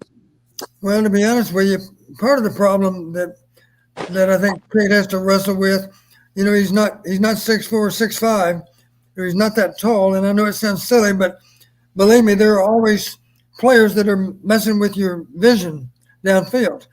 I'm just talking about the guys that are pass rushing and trying to get their hands up and bat a ball down and all that stuff. It's sometimes you simply don't have a good line of sight, and of course it's a challenge because you're continually adjusting in the pocket, and your eyes need to be downfield. I always used to explain to the quarterbacks, you have to see the field, your eyes have to be downfield, and then you have to feel the rush. And there's just a sense that you have to have as to whether you should slide a little left or right, or maybe climb the pocket a little bit. But it's just got to be a sixth sense. And by the time you finish your college career, you've been doing it long enough where you do develop a sense of how to move in the pocket, even though your eyes are still downfield. It's hard for a young quarterback to have that because it really takes a lot of rehearsal to be able to master that part of the game. And, of course, the guys on Sunday, some of those guys are really handy knack of knowing where to slide in the pocket to be open. Even though their eyes are downfield, they have a sense of where the pass rush is. And they invariably adjust the right way in the pocket, almost always. And another thing, too, is like, I feel like he just looked, and like Corey said earlier, I feel like he looked worse, like looked more hurt today than he did the last 2 weeks. That's something I commented to my friends. Like, he looked more hurt today than he did the last 2 weeks, if that makes sense. Like, just running and grimacing, and he looked like he wasn't throwing it as well. Yeah, that's why I know hindsight's 20/20, but again, I go back to the same thing. Why did he play? But there's a lot of people on here and a lot of people out there that would say I'm stupid for saying that. He needs the time, blah, blah, blah, blah, blah, whatever. Another thing, I brought this up to Corey. I just hate to see the quarterback, like you said, grimacing every time he tries to run the ball 5 yards. That's what I hate. So. I was just surprised the quarterback ran. You don't see that much. But one more thing before I get to my last point. Don, I got a question about this. What's your thought on this? And maybe they did this because they were in field goal range, right? But the whole Lachey, I hate when we were on 1 yard outs. We need 3 yards or we need 4 yards. We run a 1 yard out and we throw a 1 yard out. And then you don't get the first down. And it's like you're not even throwing to the stick. So it looks like you're not even really trying, if that makes sense. Like, yeah, he could miss a couple tackles, but if you throw it 1 yard, that gives the defense time to recover instead of throwing it to 4 or 5 where you can at least get the first down if you catch the ball. That makes me wonder, did the missed field goal follow? Yeah. I believe it might have, didn't it? Yeah. Yeah. Well, you're right. And the same thing would apply. I used to always think this way. If you need 2, then don't call plays that might get 2. Let's call a play that is going to be more clear cut. Or another way to look at it, if you're down on the goal line, you better think, even out on the field, you better think long and hard about sneaking the ball. The only problem with sneaking the ball is the line judge or the head linesman, the guys that are on the line of scrimmage. Somehow there's a big pileup involving the sneak, of course, and somehow they have to identify forward progress. That's hard to do. And, they need to see that football, at least at some part of that football, be able to gain that first down yardage, that necessary yardage. And in their defense, sometimes it's hard to even see exactly where the forward progress is. And it's you're always rolling the dice to sneak the ball in those situations. I'll never forget, we were playing over at Youngstown. The coach was the defensive coordinator right now at Iowa State. We snuck the ball down the goal line. I took that back. It was Jim Tressel that was the coach at the time, because he beat us in our first year of playing Youngstown. The second time, they came to Macomb and we beat Jim Tressel. So I used to kid coach Tressel. One of the reasons we always seemed to get along is I was one of the few coaches that had a 500 record against Tressel. The bad news, it was 1 win and 1 loss. That was it. But anyway, I made the mistake as a head coach of sneaking the ball. I thought we scored a touchdown on 3rd down on the goal line. The back judge actually came forward and moved the ball back behind the goal line and was even heard saying, you didn't score. Well, the obvious question is, who are you to be talking? You're back there in the back of the end zone. How do you know if we broke the plane or not? We were playing at Youngstown, and now we were spotted on the 1-inch line for 4th down, and I ran a motion that would make them think that it wasn't going to be a sneak. We snuck the ball again across the goal line, and even Youngstown, I think, thought it was a touchdown, and then they realized, oh, my God, they haven't ruled it a touchdown yet. Well, at that point, the players were smart enough to start celebrating, and the bottom line, we didn't get the call there either. The bus drivers, after the game, they said, Coach, you need to know this. We were standing on the goal line, and you scored on both plays. And I said, they were Youngstown people, of course, driving the buses. And I said, thank you for telling me that. But the thing I learned is don't allow it to be in the officials' hands. I'm much more likely as a head coach to run this clearly defined touchdown. Maybe kind of play where the back has a chance to not just barely penetrate the goal line, but to penetrate it by a yard or two. Maybe even runs in standing up, those kind of things. It reminds me of Hayden famously remember Chuck Long did this against Michigan State back in '85. Remember pop-out sucker pass? I'm sorry, just pop-out sucker, is what we call it. 47 pop-out sucker. We faked the ISO left, rolled right, except Coach Fry told Charlie, be sure you got the ball up so the officials can see it, because 1 year earlier, you might remember this, 1 year earlier, Chuck Hartley appeared to break the plane in the goal line. We did not get the call, and we lost the game. And 1 year later, Hayden said, by the way, be sure the officials know you got the ball. And Chuck did. He had the ball up over his head as he scored. I wish he wouldn't have put it over his head, but at least he wanted to be sure that all 60,000 people saw the touchdown. To include those guys wearing stripes. So I know that was a long answer, but I'm kind of like, my thought is be careful just running a sneak unless you're just so confident you can just mush them for 2 yards and you only need 4 inches, that's fine. But if you need, let's say you need a yard and a half, you better think long and hard about sneaking the ball if you need a yard and a half. Maybe with Nate Stanley, maybe in the All-American Center, we can get it done, but maybe now we cannot, with the current players lined up in those same spots.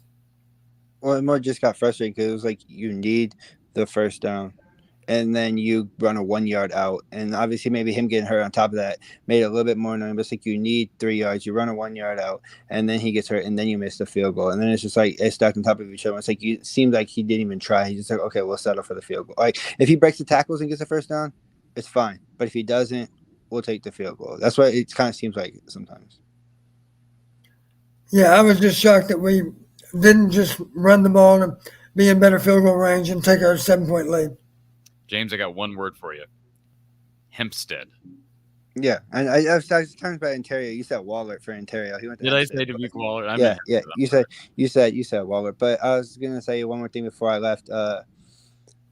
Syracuse is beating Purdue by 7 right now, so I don't know how much that means for us, but that's just something always to keep an eye on too. But I feel like obviously it was better the second half, and you got to build on it to go to Penn State, and it's your toughest challenge of the year. So if you can look good in this one, even if you lose, if you still look good, it's going to give you more confidence. I feel like going into a Michigan State team that is, like Corey said, in shambles right now. So yep, got to focus on that. But enjoy your guys' night, and it's always good to get a win, and we'll focus on being 3-0 and.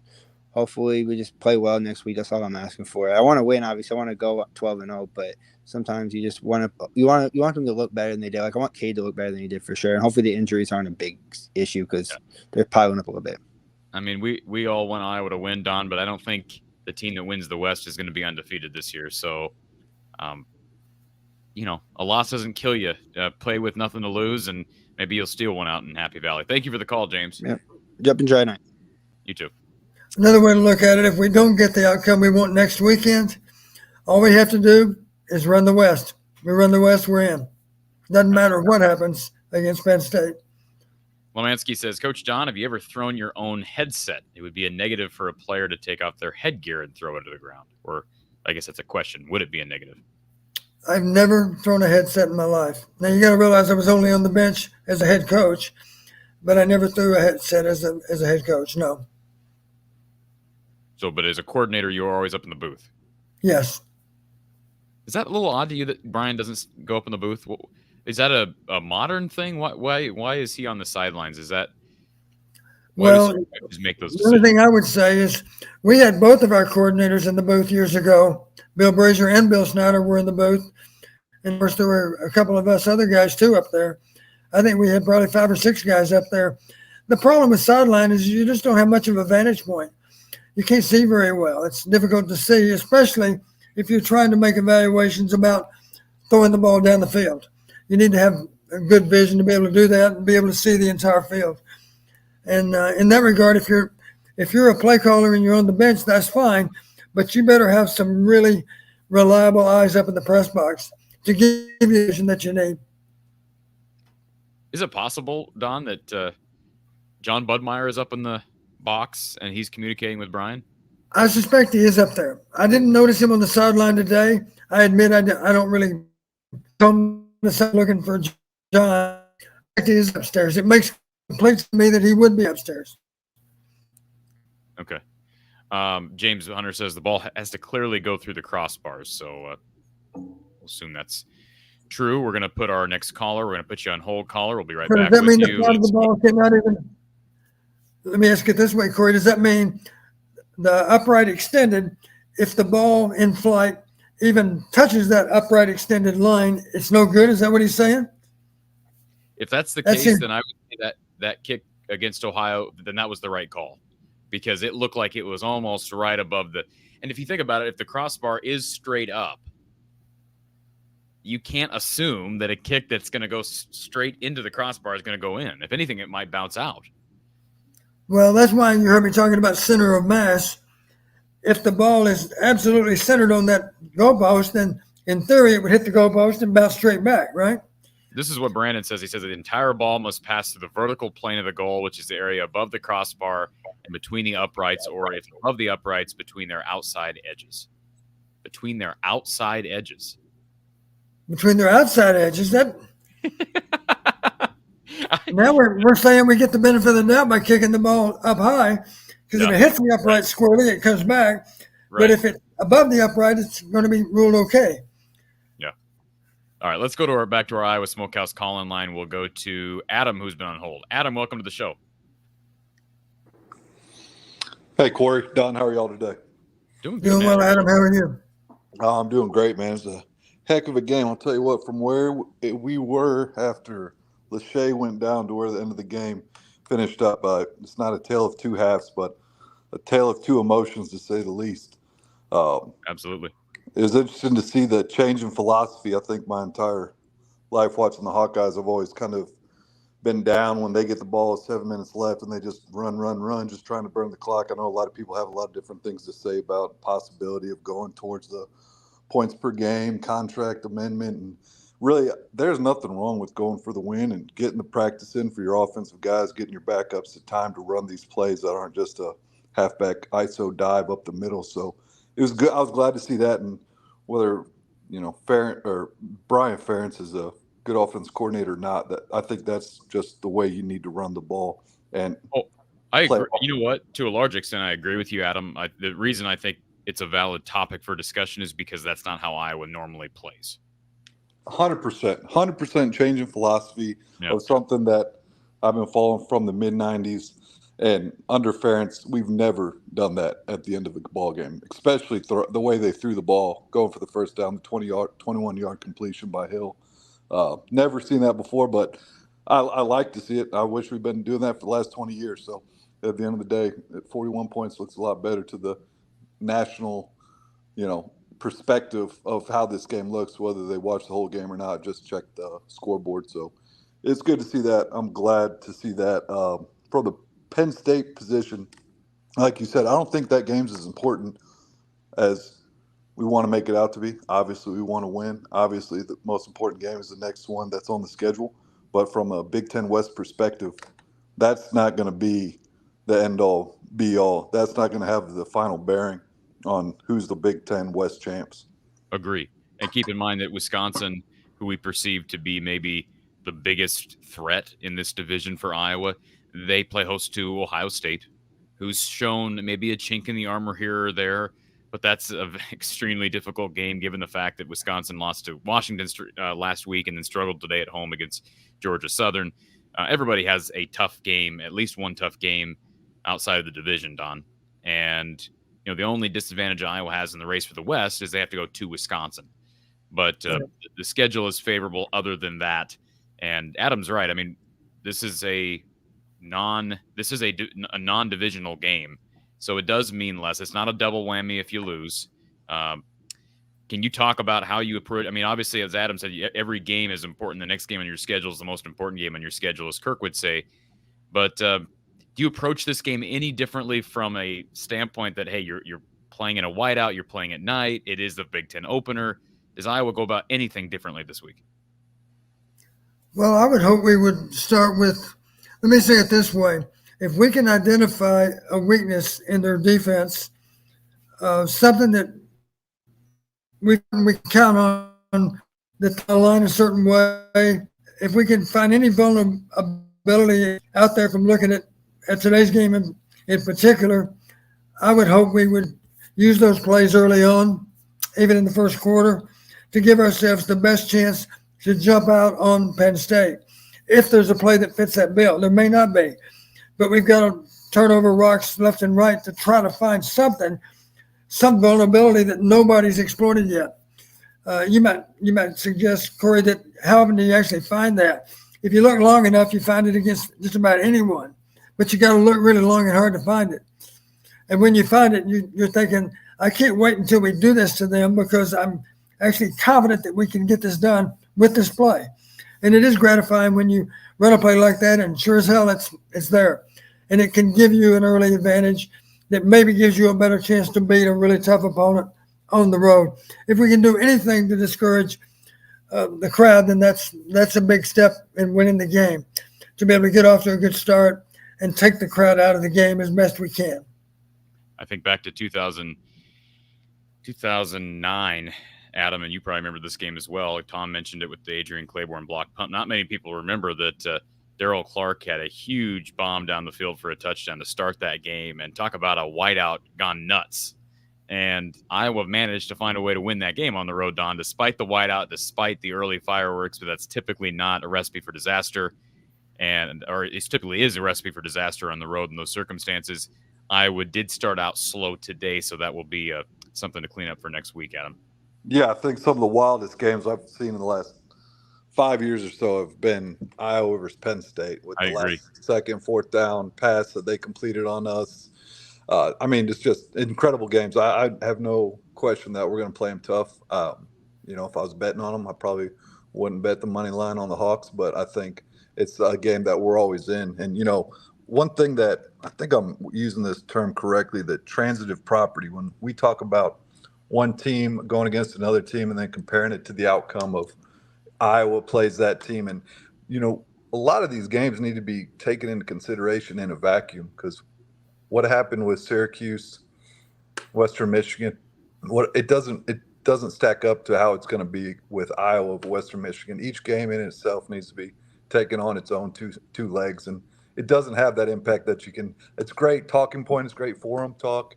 It's a great way to see it. But when these forums talk about what other teams did, it's a completely different game, completely different defensive strategies and offensive strategies. Perfect example of that, Adam, is last night Utah State gave up a lot of points to Air Force. Don, being a former Army defender, that Air Force is a tough prep. And, I'm not excusing that poor performance by Utah State, but I don't think you can just say, apples to apples that, hey, Iowa only put up so many points against Utah State. Air Force did this. That means Iowa's offense still sucks. I don't think you can do that. Right. Yeah. Option football is a different animal, of course, entirely different preparation than for somebody that throws the ball a lot and throws it effectively. And it was surprising that Air Force won that. The final margin was, but a significant win, right? A one-sided game. And I say that because they're in the same conference, so I would assume they play each other most years, if not all years. They're not like the Big Ten. They don't have 14 schools, so I think they probably all play each other every year. And incidentally, that still bothers me that we're going to expand to 18 teams. Imagine if you're in charge of scheduling, Corey, how many guys' name do you give out? And they're they're not going to want to play more than 9 games, 10 conference games. So think about it this way. You're going to play 9 conference games, and yet there are 17 teams that might be on your schedule from the Big Ten. If you're 1 out of 18, there's 17 different potential opponents. You're only going to play 9 of them. That means there's 8 teams you didn't play. And how in God's name do you end up with comparable schedules? I don't know how you can do it. It'd be difficult to even come close. Yeah, that's fair. So, yeah, scheduling is going to have a lot to do with who wins, I think. And let me qualify it. Maybe the best team, regardless of the schedule, they win out. Imagine they go 9-0, and maybe the second best team goes 8-1. But maybe there's another team that was 7-2 that clearly played a tougher schedule than the one that went 8-1. That'd be unfortunate, but it's going to happen. You can bet on it. Ideally, they'd have played each other head to head, but maybe that didn't happen either. That's the problem you have when you get into a league involving 18 teams. Anything else, Adam?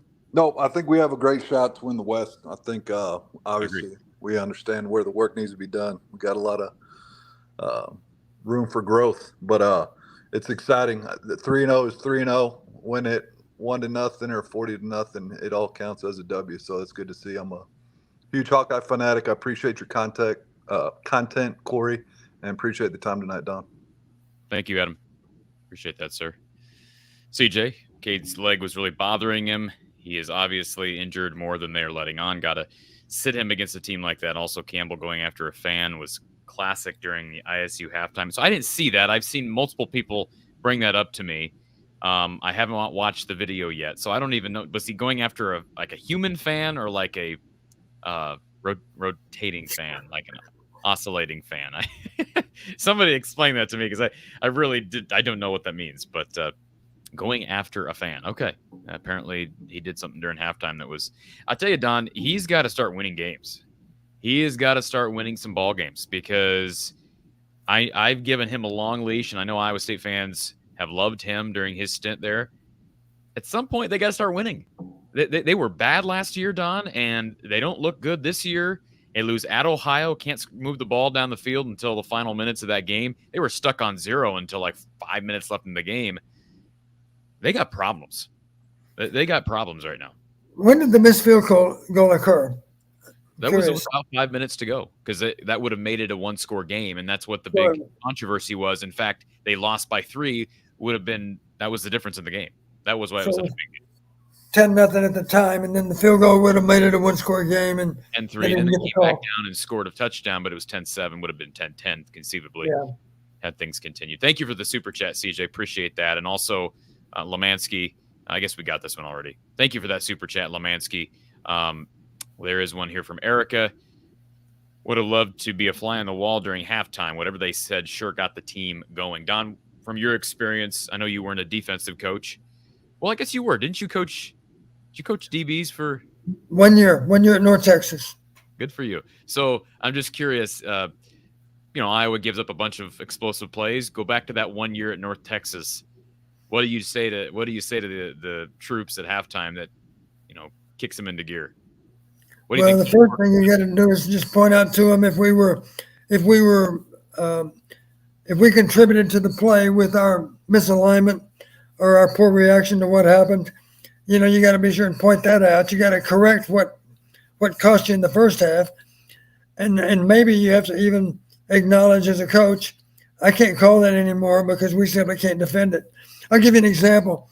Remember when we played Wyoming in the Holiday Bowl? they were killing us with seam routes in the first half. Now, I was coaching offense at the time, but I still was in the same locker room with the defensive staff. And I remember vividly Hayden having a conversation with Bill Brazier, and he said, "Bill, we can't allow him to kill us on these seam routes. What are we going to do?" And Bill said, "Coach, we're going to play cover 4. We're going to play corners off in off coverage. Safeties basically defending inside quarters. We're going to have people camped over the top of those seam routes." And the next time they ran seam routes, of course, we had a safety hitting them right in the mouth shortly after the ball arrived. And that solved a lot of our seam problems, and we come back to win the game. So that's an example. Schematically, we got a problem. We got to correct it. And that's what good coaches do. Ideally, you don't have to wait till halftime. You're trying to make those corrections even as the game plays out. But sometimes you simply don't have much time to discuss it. You'd like to think you had more time on the bench to iron out our problems with the last possession. But what happens if you have to go back on the field in 3 plays or sooner? You have a hard time. It's a race to be able to correct the mistake from one series to the next. Don, shout out to D-Rock Irish in the chat, pointing out that South Alabama is leading Oklahoma State 26-7 in the fourth quarter, and they're driving. Wow. And that's one of the longest tenured coaches in college football, right? The guy at Okie State. Yeah, Mike Gundy. Absolutely. Mike Gundy, yeah, the guy with the mullet. Maybe he doesn't have it anymore, but he used to. Thank you. Erica, thank you for that super chat. We've got a couple callers on our phone line. We've got Austin waiting in our queue. We're going to take a quick break. We'll be back with more with Coach Don Patterson recapping Iowa's 41-10 win over Western Michigan. We'll be right back. Every day in the U.S., 47 children are diagnosed with cancer. Statewide nonprofit Children's Cancer Connection serves more than 780 Iowa families affected by childhood cancer. It provides new diagnosis resources, camps, family outings, and much more, all free of charge. This September is Childhood Cancer Awareness Month. How aware are you? Learn more, volunteer, or donate at childrenscancerconnection.org. That's childrenscancerconnection.org. Appropriate that this month is Children's Cancer Awareness Month, and I get to do the show with a cancer survivor. So certainly appreciate our advertisers, our sponsors, and appreciate working with this great organization, Children's Cancer Connection. We've got several people on hold here waiting to talk to Coach Patterson. We're first going to go to our phone line. Thank you for calling Iowa Postgame with Coach Don Patterson, our Iowa Smokehouse call-in line. Who's on the line? Trent. Hey, Trent. Hey, guys. Hey, Corey, it's an honor to talk to you, man. Like, I really do believe you are like the best journalist following Iowa football right now. Well, I appreciate that. I don't know that I can come close to taking that compliment, but thank you. And Coach Patterson, thank you for all you did for Iowa football, sir. It's greatly appreciated. It was my pleasure and my honor to do so.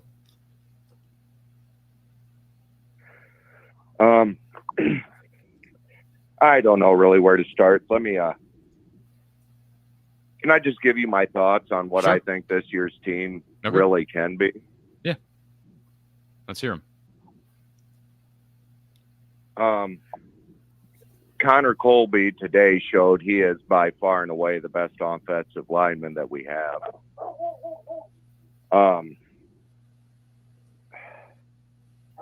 I don't know.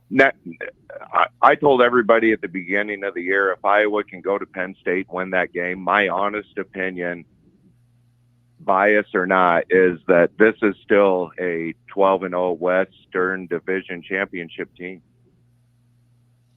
If they beat Penn State on the road next week, Don, what is the likelihood? That's a fair assessment. I mean, this may not be a great team, but the schedule's not very good, not very strong. Don, if they beat Penn State next week, it's conceivable they could get to 11-1 or 12-0.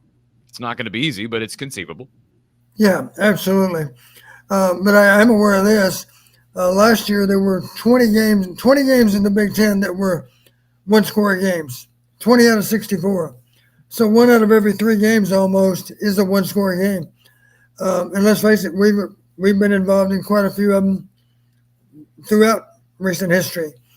So the reason I bring it up that way, let's imagine we play really a really outstanding Penn State team, and that's probably going to be a close game. If we're able to beat them, I can't imagine we're going to beat them by 3 touchdowns. I don't know who could. I don't know if there's anybody in college football that can beat them convincingly. And the good news is we don't have to. We just have to somehow find a way to have one more point than they do. But even if we're able to get that done, it's not hard to imagine that we lose a couple of hard-fought games to 2 other worthwhile opponents. Our history is that we win close games like that, but it's hard to do it all the time. You've always heard me say, Corey, good teams win close games. That's true.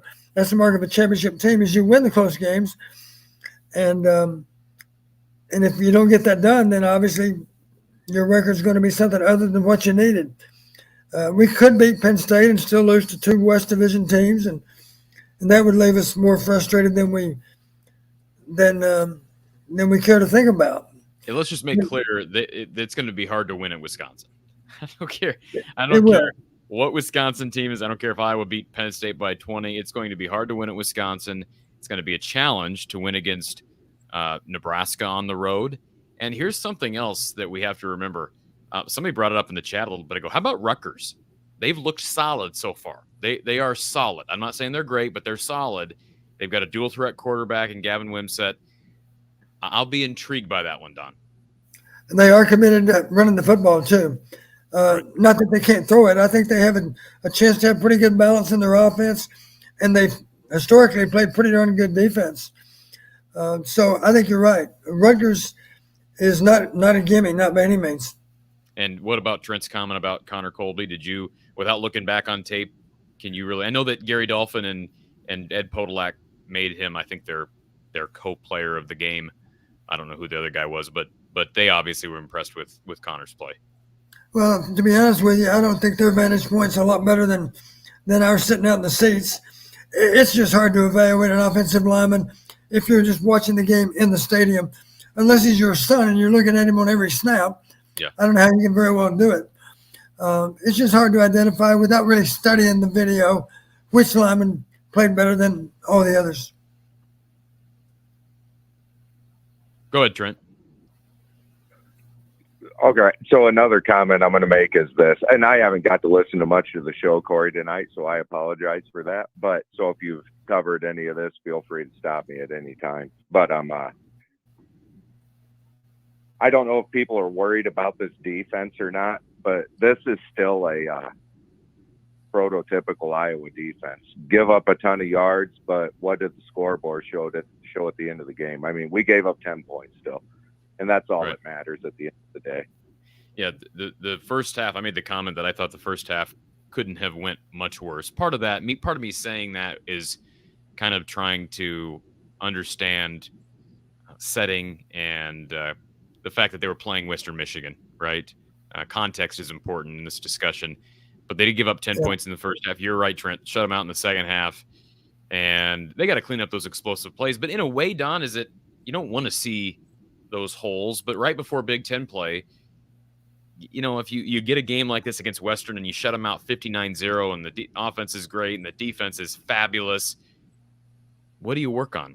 I mean, isn't it almost nice to get exposed a little bit before we head to Big Ten play? Well, you're right about one thing. I can promise you if Penn State doesn't try to duplicate some of the things that Western Michigan did today, I'll be a little bit surprised. We always assumed if something worked one weekend, you're going to get tested on that same concept 1 week later, and you better have it corrected. Sort of have it cost you one game is one thing. The crime, though, is to let someone turn around and do it to you the next week as well. So I'm sure that Phil Parker's going to be sure that we're not victimized the way we were today. And he'll, of course, know exactly what our problem was, and he'll be able to solve it. And that doesn't guarantee it won't happen again, but it all but guarantees that it won't, because at least our players are vividly aware of what our shortcoming was, and they're going to take steps to correct it. And it was good to get Jermari Harris back out there before we head into the gauntlet of the schedule. And I say gauntlet, it's gauntlet relative to what they've started with. he needed this game to beat off some rust. Like I say, he didn't just miss 2 games due to suspension. He missed a whole season due to injury last year. So that, there's some lumps that I think Iowa took there as well. Okay, guys, and then my phone's about to die, so this will be my last comment for the night. But Okay. I'm sure this has been talked about, but in my opinion, today, LaShawn Williams showed that the hype is real that I think that the coaches have seen in that kid, and I really do look for him to take over the reins as RB1, and I think he can do it all. I've liked that kid since he was a freshman, and yeah, I don't know. Go Hawks! I still think they win next week. The ceiling's 12-0, guys, and that's the reality of it. I know Wisconsin will be hard, but people are sleeping on this defense, I think, already. They're just as good as advertised, really. Outside of the explosive plays, they still limited them to 10 points. If Cade can start connecting on some of these deep throws, guys, I don't know. Maybe I'm just feeding into things, but I think the sky's the limit. But, guys, I appreciate all you do. Thank you so much for taking my call, and both of you have a great night. Thank you, Trent. Have a great night. I appreciate the positivity. I mean, that's maybe the most positive call we've had. And, I just want to make clear, me bringing up the things with the Brian Ferentz contract is not me trying to rip on Brian. It's a talking point. It is a talking point. It was made a talking point by the administration. That's a fact. I'm not the one who made it a talking point. And, if Iowa can go 12-0 and their offense is clicking by the end of the year, that whole contract thing's not going to be a problem. Right now, you see the tracker at the top of your screen. Brian is in fine shape, but we go into a tough stretch of games. I mean, Penn State's defense, I don't know where they rank nationally, Don, but Iowa's not going to average 5. I'm confident in saying Iowa's not going to average 5.9 on the ground next week at Penn State. I think you're probably right. Lemansky, appreciate the super chat, Lemansky. Don, your response with Tom on makes me smile. Love your offensive strategies and thoughts. I do too, Don. That's why I love having you on. So thank you, Lemansky. Appreciate that. D. Rolofson. Anybody else remember a year we had a gimpy quarterback, a weaker schedule, found ourselves in Indy and Pasadena? Well, about, 8 years ago? Let's enjoy the win. See how Brian Ferentz scripts his plays next week. Let's go Hawks. Don, let's just say this. It's always good to go into the Penn State game 3-0. If I recall, in 2017, they went into this game 3-0. I don't know what they were 2 years ago when they played Penn State in that game in Kinnick, but always good to be 3-0 heading out of conference play. No guarantees. Iowa lost to Iowa State last year. They nearly lost to South Dakota State. There have been, 2016, they lose to North Dakota State. So they took care of business. And by the way, you could argue in flying colors. I mean, there were kind of the lumps that they took, but Iowa controlled the game. They were up 20-3 late on Iowa State. Iowa State made a late push. They won by double digits against Utah State, and they won by 31 today. So if you're looking at the bright side of things, Iowa's done what it's needed to do. Yeah, I made a comment during the week. I said one of our goals simply should be to feel better about our football team after today's game than we did 4 hours earlier.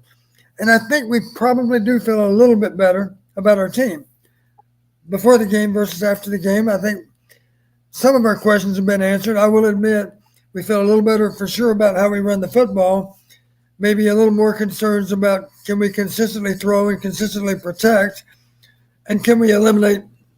We're just so used to not giving up any chunk plays on defense. So it's kind of a shock to our system when one happens. But to our credit, at least it produced the only touchdown of the day for them. And we were lucky that one got called back too, of course. I don't know what happened on that play. You mentioned that our corner just fell down. Yeah, and it was an ineligible man downfield, wasn't it? Yeah. Now, I don't know. I'd be curious what the replay showed, Corey. 2 ways to have an ineligible man downfield. One way, of course, is for one of those linemen to be downfield when the ball is thrown. The other way is simply for an outside receiver to inadvertently cover up an inside receiver. And you know what I mean when I say cover up. means they're both on the ball. Right. And obviously, if they're both on the ball, you can do that. But obviously, the inside receiver cannot go downfield at that point. Frankly, that happens more often than a lineman getting flagged for being downfield. Do you know which case it was? That's what it was. I think it was the A outside lineman? receiver. Yeah. No, I don't think it was a lineman. A receiver being covered up? Yeah. I think. My I bet you frustration- could look at the replay. But I know Jamari Harris did fall down on that. I mean, he got burned. Yeah. Was that just a drop back or was that play action? Do you recall? I can't remember either. Yeah, you have a better memory than I do. But I'm not sure. you and I will both watch this game back on television, I'm sure, in the coming couple of days. Want to give a special thank you to RTI Threads. They're, of course, carrying Cooper DeJean's apparel. Visit cd3lacesup.com. Right. Again, cd3lacesup.com. They have apparel for Zach Lutmer, Iowa linebacker Carson Shire, Aiden Hall, who's a freshman from Harlan, Iowa. Visit rtithreads.com to check out their awesome NIL roster, but specifically Cooper's apparel. cd3lacesup.com. It's flying off the shelves, folks. It's great stuff. Even get your Cooper DeJean golf balls. I know I'm waiting on mine. So, again, cd3lacesup.com from RTI Threads. Let's go to our next caller here in our Iowa Smokehouse call-in line. Who's on the line? It's Trent. How are you doing? Oh, this is another Trent. This isn't the same Trent we talked to 2 seconds ago, is it? No, I think I hung up and then I called back in. I was on hold for a bit, and then I called back in, and then you were talking to the last caller, and you called my name, and I was like, Yep. No, I was watching the live stream. So apparently Trent is a popular name, so good to have you here, Trent. Well, yeah, absolutely. Guys, it's a great night to talk to you. You know, a lot of people are getting critical over a lot of things that happened today, and in the end, I think you guys are on the right page. It's just kind of like 3-0 is 3-0, and you know, as ugly as it is or whatever in the first half, they kind of made amends in the second, and they did a lot of positive things, and that's what you got to build on. I mean, I'm a little worried about the injuries in that kind of thing, and we don't know what that is with Linderbaum or whatever. But you know, you just got to roll with it now. I mean, McNamara on that first pass in the first half, he kind of double pumped, and I think he saw something, and then that created that interception, whatever it was. But you know, aside from that, they came back in the second half. They regrouped. They came through against Western Michigan, and you just build on confidence. You know, you got to build this team as the season progresses. And they're 3-0, and Illinois lost today. You know, a lot of positives that you can take in the end if you know you don't harp on the negatives. I think that's the way I take it from this. That's fair, Don. I mean, how do you balance that as a coach? If you were Kirk or you're Brian or Phil, how do you balance constructive criticism at this point heading into conference play when your record is 3-0? Well, you've always heard me say you react from one week to the next, but you don't overreact. So you correct your mistakes. You know, that touchdown pass is going to bother Phil a lot. But I would be willing to bet that concept is less likely to be open in the future than it was today. So that'll be corrected. And it's a challenge, of course, to prevent the other team from scoring. It's kind of difficult to keep them out of the end zone all day long, but that's your goal, of course. And some weeks we're able to get that done, and other weeks it's more difficult. So we'll have a challenge on next Saturday. And I think the best advice I could give any coach with his team is be sure that Coach Fay used to talk about it this way. We want to be like an old mule with blinders. We just want to be focused on that next game. That's it. I've used the analogy, Corey, you've heard me use it. I like to think of it as a hurdle race. And any hurdler will tell you the only way to run the race is to continually focus on the next hurdle. So it's over one hurdle at a time. That's all. That's your goal. Our hurdle next week looks difficult. It is difficult, but that's the challenge we have. And if we can clear that hurdle, then we'll focus on the next one. We'll focus on Michigan State. That's right. But right now, our entire mindset is all about that next hurdle. That's the way it's going to be from one week to the next, I'm sure. Yes, sir. And Coach Fry and Coach Patterson, Coach Fry did that, and it was always about the next game. It was never, it was always the game in the game, and then never focusing on what we didn't do right or whatever. It was always the next game and moving on. That's what Coach Fry did. Well, And you do have to correct your mistakes because you don't want them to show up again next week.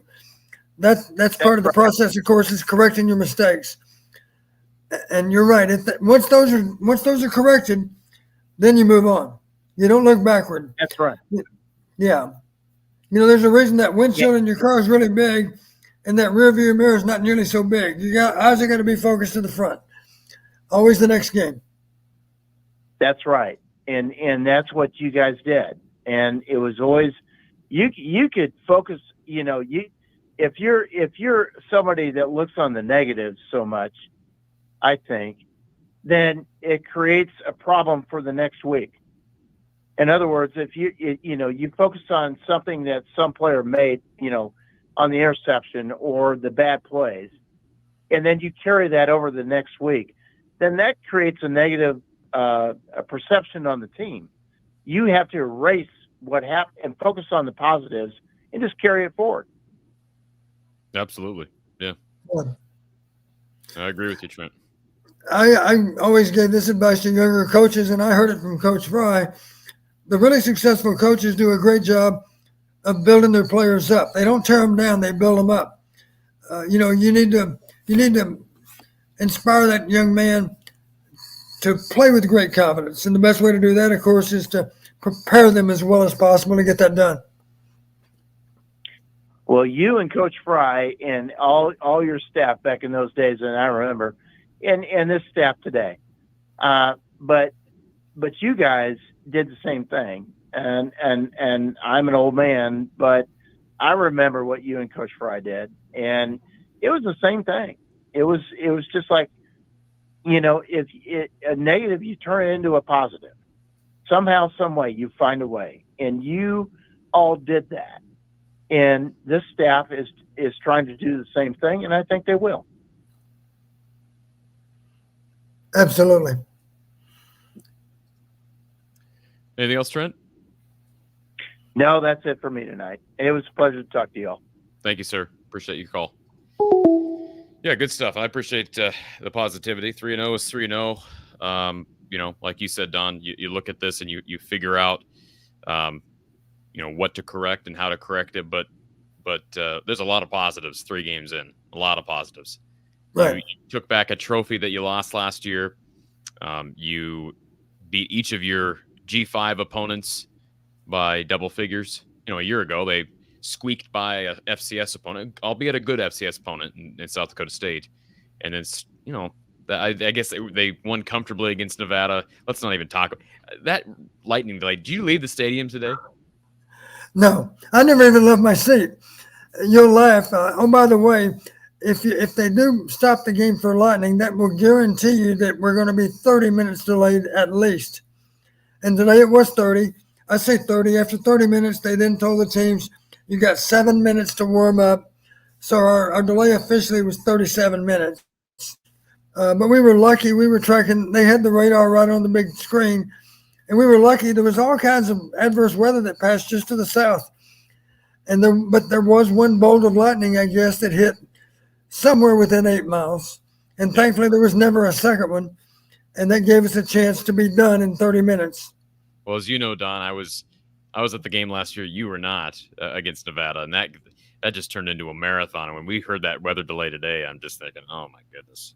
So let's just be happy that it was one delay and they got back on the field and they finished without a hitch. And anyways, Michael in the chat says, love Don's analysis. Thank you, Michael. Appreciate that compliment for Coach. I'm glad for the second team that they got to see the field today and score. I'm especially proud of my nephew, Jack Doetzler, number 71. Good for Jack. He's a true sophomore, Don, or I guess you'd say a redshirt freshman from Wisconsin who is behind Mason Richmond at left tackle. He could be the heir apparent if Mason leaves early. We'll see if Mason has good enough a year. Yeah, help me out too, Corey, because I was trying to keep track of how many. I know that Rusty got in and played earlier in the game. Again, he's clearly our sixth man right now. I think the coaches are pretty comfortable with him in the lineup. But beyond that, how many reps did the other backup lineman get? Do you know offhand? Was it one series or two? That's a good question. I don't know the answer to that. I can tell you Bo Stevens did play for the first time this year. He's been dinged up. It was good to see him back in there. Did you see Dejon Parker in at all today? I thought maybe right at the end, but I'm not even sure of that. Yeah. He definitely wasn't in. I'm sure he didn't get more than one series. I'm sure he wasn't in. If Jack Dotzler was in at left tackle, I'd be surprised if Dejon didn't get some reps at right. But if he was only in on the last series. I'm pretty sure of that. The good news is it looks like they're healthy up front for the most part. How much, I guess, is a good opportunity. We're talking about health. How much does the Luke Lachey injury affect him? Let's assume he's out for the season, and I hope for his sake he's not. But that seems to be the consensus. That was a nasty injury. It's a blow. He's a really, really good player, really good tight end, obviously. But this is a deep room, Don. How does this affect your outlook? Well, I'm encouraged. I know you've talking up a Stringer and Stylianos, is that how it's pronounced? Yep. You've been talking those guys up, and today we saw them firsthand, and we actually saw action in the passing game, and they looked okay. Maybe not quite as accomplished a player as Luke, but it gives Eric Hall a bigger role now to play, and I'm sure he'll embrace that. He's ready for that responsibility because he's more than prepared to do that in Michigan back in time. Played a lot of significant minutes. And it looks to me like we're going to be okay without – I hate to play without Luke because he's certainly one of those players.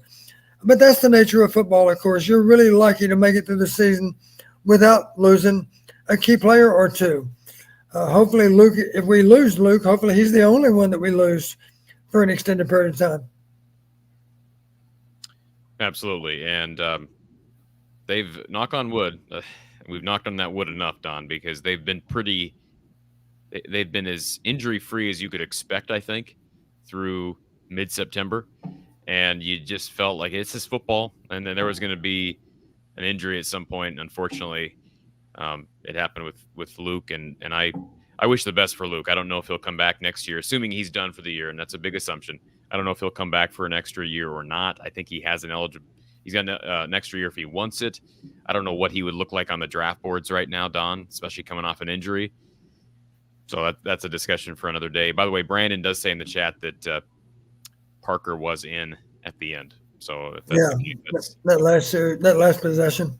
That's good news. Want to give a shout out real quick to our sponsor, Iowa Smokehouse, and of course their awesome snacks for game day or whatever day you're looking to scratch that itch, as they say. Use the code Hawkeyes at iowasmokehouse.com. Tasting is believing with their awesome beef jerky, their flavorful meat sticks, or their steak bites, their ketchups, their barbecue sauces, and their salsas are quite delicious. I'm a salsa guy myself. You'll never need to look anywhere else for game day or any snacking needs. Tasting is believing at iowasmokehouse.com and use the code Hawkeyes for 15% off your order. And I've talked about this as well. When you purchase $50 or more in a single purchase, you'll get free shipping. So you'll get it right to your door. No need to go to the store. No need to pay for an Amazon membership or pay some large shipping fee. You'll get free shipping with Iowa Smokehouse, and they are an Iowa company. You're supporting a sponsor of the show here from the Hawkeye of the Storm, so we appreciate Iowa Smokehouse. We'll be back with more. Don Patterson here, Iowa Postgame, with Coach Don Patterson in just a moment. Imagine the Possibilities is dedicated to empowering people to reach individual achievement across the spectrum of life. We believe in creating lasting relationships, empowering people for success, and cultivating joy. Our team of passionate people work each day to serve our communities in ways that create a lasting impact. We believe in creating opportunities for people with disabilities to achieve goals, build skills, and celebrate all that's possible. If you want to learn more about us or join our exceptional team, visit us at imagineia.org. All right, let's go back to our Iowa Smokehouse call-in line. Austin's been on hold. Austin, welcome to the show. Hello, good to talk to you again. You as well, sir. I don't think I've called in since last season, but always fantastic to get a win, naturally. Absolutely. Can't agree more with those last couple of callers talking about, we have a great defense. We have a defense that at least 100 other teams dream of having and have nightmares of playing against. So we can't have any actual complaints. That said, I do have a question for, I guess, either of you. It seems like we've been lax on getting to the quarterback, right? Our defensive line not getting quite as much push as we're used to. And obviously those first two games we're talking about, they're getting the ball out quick. Makes sense. But it just seemed like today he had a fair amount of time, at least more than we're used to giving up. Do you have any thoughts on that, or why we're allowing that as much? Don? Well, I don't think we've gone with very many extra rushes at all. Typically, it's been a 4-man rush. And as you mentioned, in game 1, game 2, they got the ball out quick. We didn't have many opportunities. Today, maybe we had a few more opportunities. I just looked at the stats. We ended up with 2 sacks. Meanwhile, they sacked us 4 times. That's a good stat to have on your side, is to have some kind of edge in defensive sacks. Today, we didn't have it. It's going to be hard to beat Penn State if they win that same edge on defensive sacks. In the Big Ten, that's a significant stat to have on your side. Mm-hmm. Is you sack them more than they sack you. And if you think about it, it makes sense. We always refer to a sack as a drive killer. And oftentimes it's on third down, of course. You throw more on third down percentage-wise than you do on first or second. And clearly, if you get sacked on third down, then I would imagine in most cases you'd be punting on fourth down unless it's just a last possession type of thing. So, we need to – and the good news, I wouldn't be surprised at all if you saw us to try to heat up Penn State. It wouldn't surprise me at all if you saw more pressures involved in something other than just a 4-man rush. We haven't really resorted to that yet, and I would imagine that'll be part of our plan against Penn State. The only question is whether or not we choose to use it. But it'll be ready to go, I'm sure. You'll see some 5- and 6-man pressure. We're not going to do it much. That's not our style of play. Our preference, of course, is to be really sound in the back end, get good pressure with 4, and then be able to react up and tackle with good consistency, and that's what's made our defense so difficult to beat year in and year out. So if I understand you right, you believe it's more of us allocating our defense elsewhere, not trying as much for pressure and rather trying coverage more so. Yeah, exactly. Okay. I do have a weird question. I'm not sure. Don, were you at the game today? Yes. Did you notice that there was, after every play, a towel in the middle of the field? So someone was leaving their white towel in the middle of the field. There was just always one there. And I know I saw the ref carry one back like 6 times. But there was I did see the center judge throwing the towel back behind him any number of times. And I don't even know where the towel came from. I'm like you. But no surprise that there are towels that get grabbed from time to time. And I don't know if it was the same towel all day long or not. Good question. I'm not sure. And then one thing, Corey, I know I had sent an email to you long ago, but it was the same week that we had announced that our athletic director was leaving. So obviously the news was overshadowed. But when Penn State announced that this was going to be a night game, I went through and had some spare time, and I went through and looked at our win-loss ratio, or I guess our percentages at home. Oh, 1 second, I lost my light. I looked at our win-loss ratios at home versus away and day versus at night. So I thought you might be interested in this. Since 2008, and this is against top 25 opponents, at home during the day, we have won 37.5%. At home at night, 25% wins, so a little bit of a drop off there. And again, this is just generally against top 25 teams that we've played. Away during the day, we've only won 15%. But here's what gives me hope for tomorrow or for next week. Since 2008, away at night, we have won 50% of our games. That is our highest win percentage against top 25 teams is away at night. Let me just argue something for a second, because I have a problem with one of those stats, and I know you acknowledged it.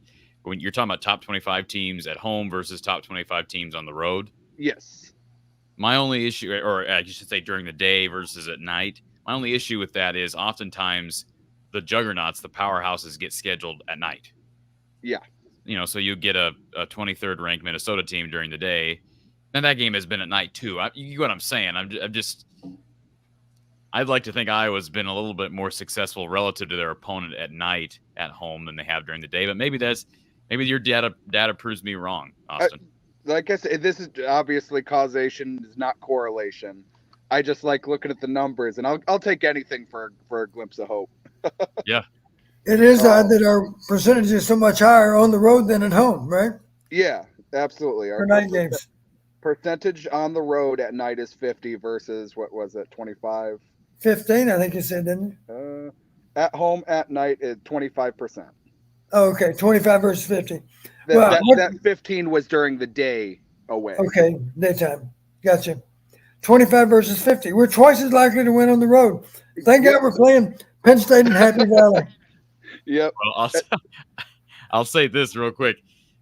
I'd be interested to know what the numbers look like specifically for the defense, because I was just flashing back to the last couple of road night games that I can think of. One of them being Rutgers, when the defense scored 2 touchdowns. One of them being 2 years ago against Maryland, where the defense, I think, had 7 turnovers. 7 turnovers against Maryland. So the defense really shows up on the road at night. I know that just from memory. And they were good last year on the road at night against Illinois, too. Held them to 9 points and lost. Those presumably were not top 25. And to be specific, it's top 25 at the end of the season, not at the time that we played them. Sure. I guess, and then I did go through, like I said, I made this list months ago, so I don't remember everything to it. But at home, our night win-loss was actually just a touch lower than our day win-loss at 65 during the day and 63 at night. And that's just with everyone, not just top 25. And that's both home and away. Yes. Gotcha. Virtually, you're basically what you're telling me in general, Austin, is it doesn't matter if the game is in the day or at night. I'm saying against the top 25, we're significantly up there. So we should be happy. We should be happy they're playing in Beaver Stadium in a whiteout at night on CBS. Yes. Aren't we the lucky ones? Yeah. Well, and that is kind of a narrative that we seem to have. We seem to play better when we come in as the underdog, right? So going into Happy Valley at night, that's the storyline. It's going to be a hell of a game. Iowa's got everything against it. That's where we seem to shine. At least that's the narrative. That's my narrative. That's the storyline that we like to say. Yep. So here's the reality. Our goal is to bring our A game both on offense, run and pass, and defensively run and pass also. Mm-hmm. We need to bring our A game in all 4 cases, and then we need to address the kicking game too, because we need to win that as well. Mm-hmm. And then, I'm sorry, one other question I kind of had for you, observation. It seems like the sacks, or I guess the bigger pressure that we had today, seemed to be not so much big defensive pressure on Cade, but rather like coverage sacks. They're not getting open quite as much. I would have thought, or I guess looking back at our last quarterback or quarterbacks, we had no problem just tossing away. Everyone's covered. We're not going to take the sack. We're just going to put it out of bounds. No worry there.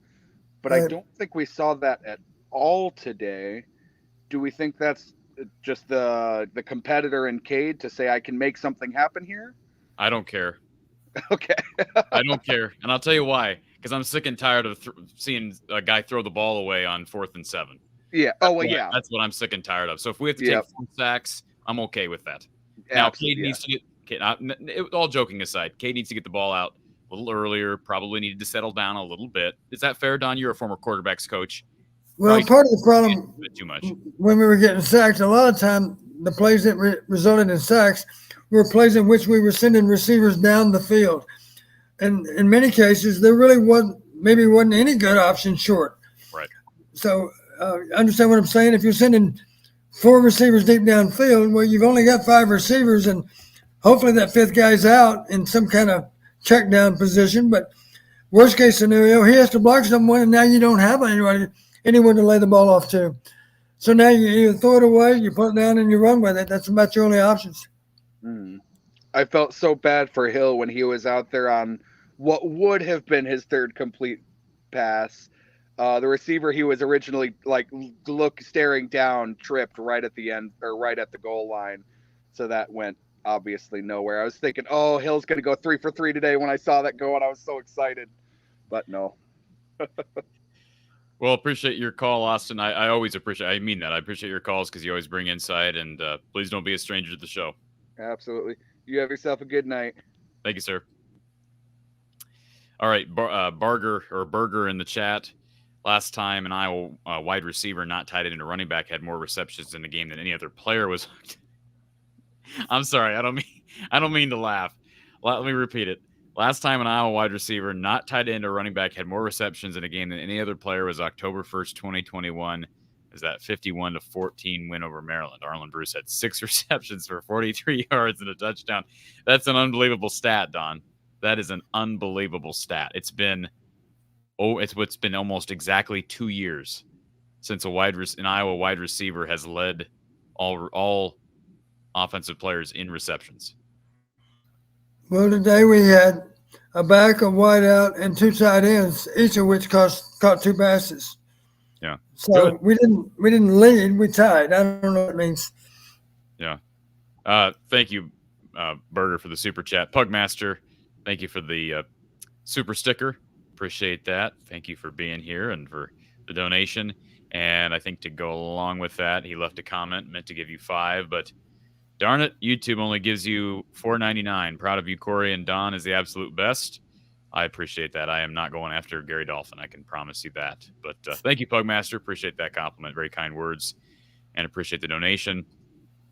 Mike says, what's Brian's average now? Well, check up on the right-hand corner of the screen. 28.3 is where we're at, Don. Did I do the math correctly on that? Did you check my work? Yes. and just so you know, after the next game, we need to have 15 points to be still on every side. We get 3 games, we need 104. So 15 points will give us that 25 average.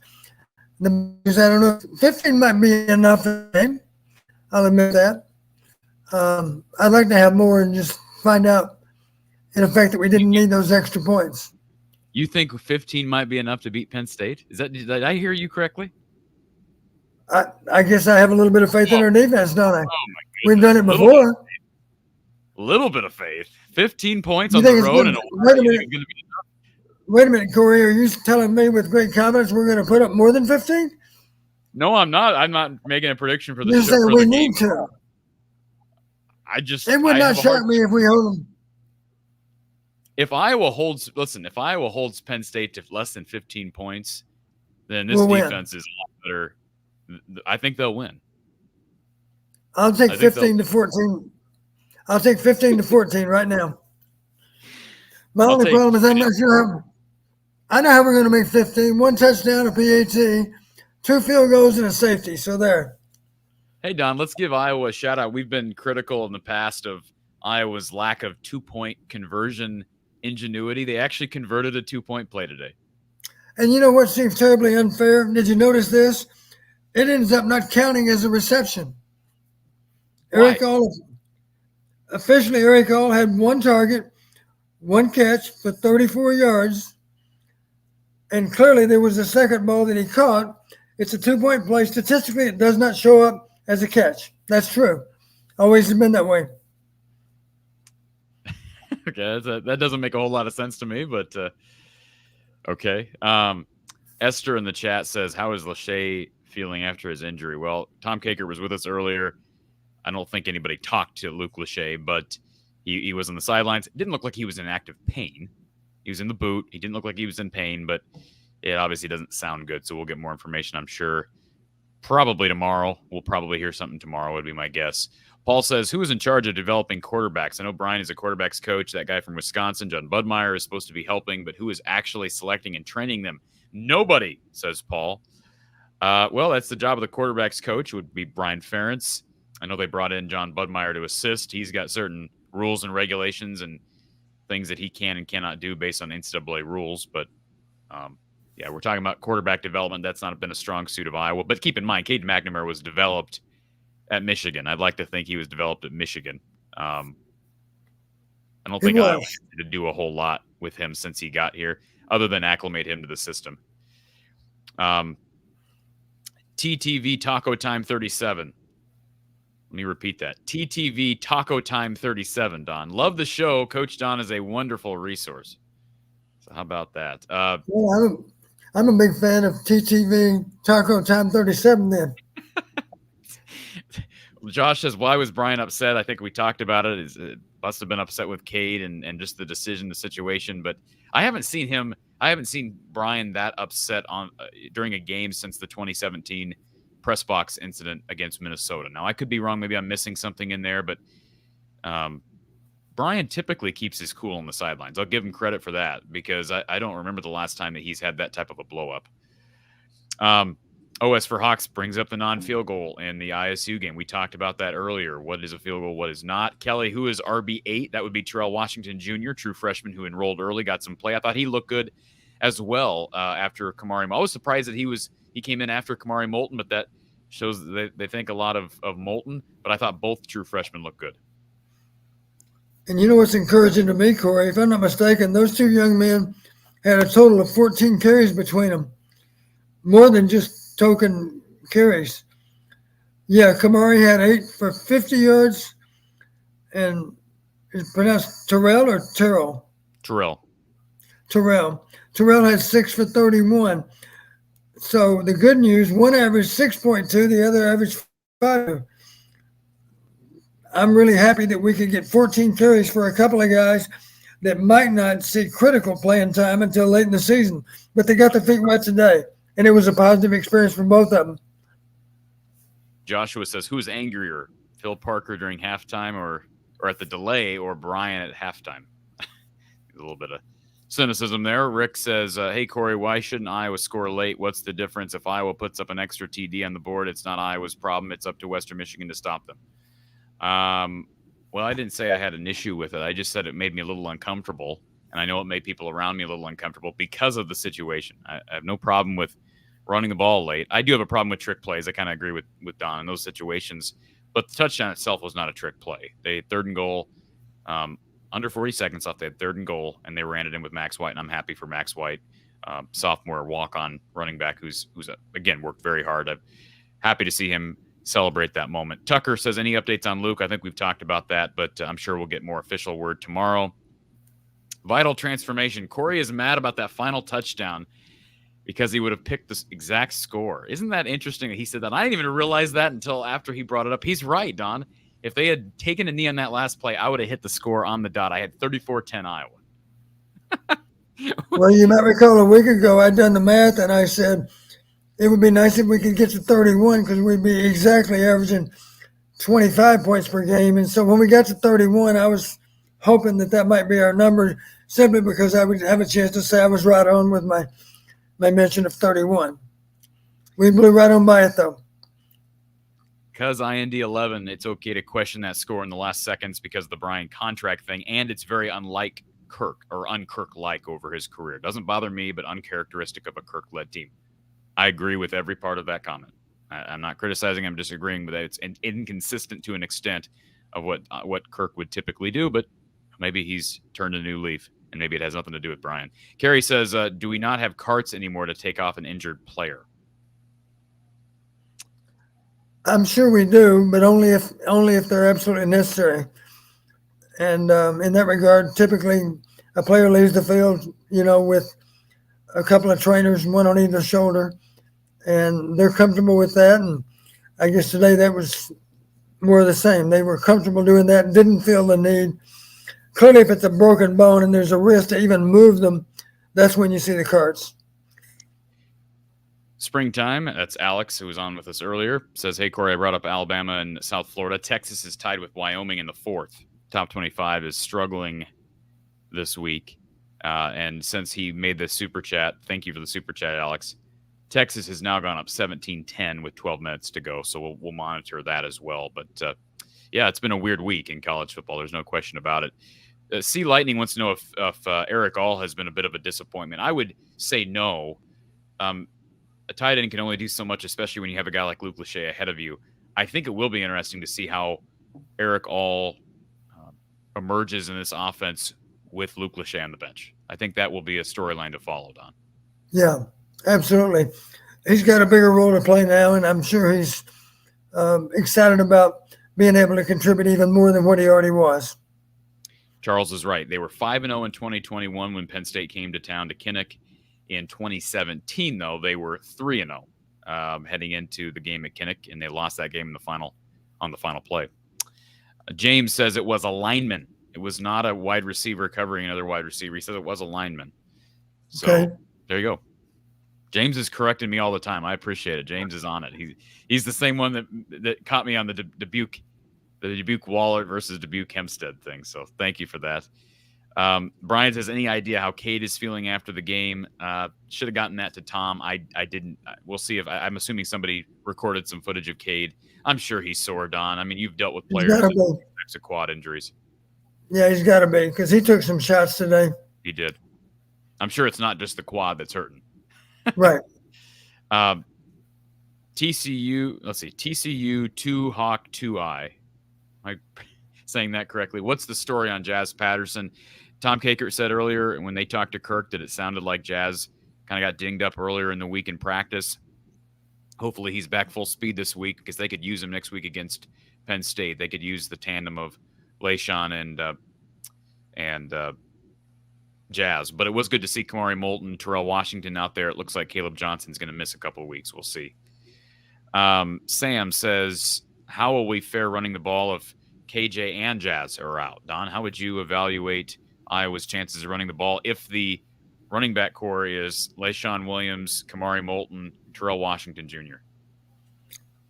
I realize it's a lot of pressure to put on a couple of freshmen, but based on what I saw today, I think they're going to represent just fine. I would expect LaShawn to get the majority of the snaps just simply because he's played in some big games and the other guys have not.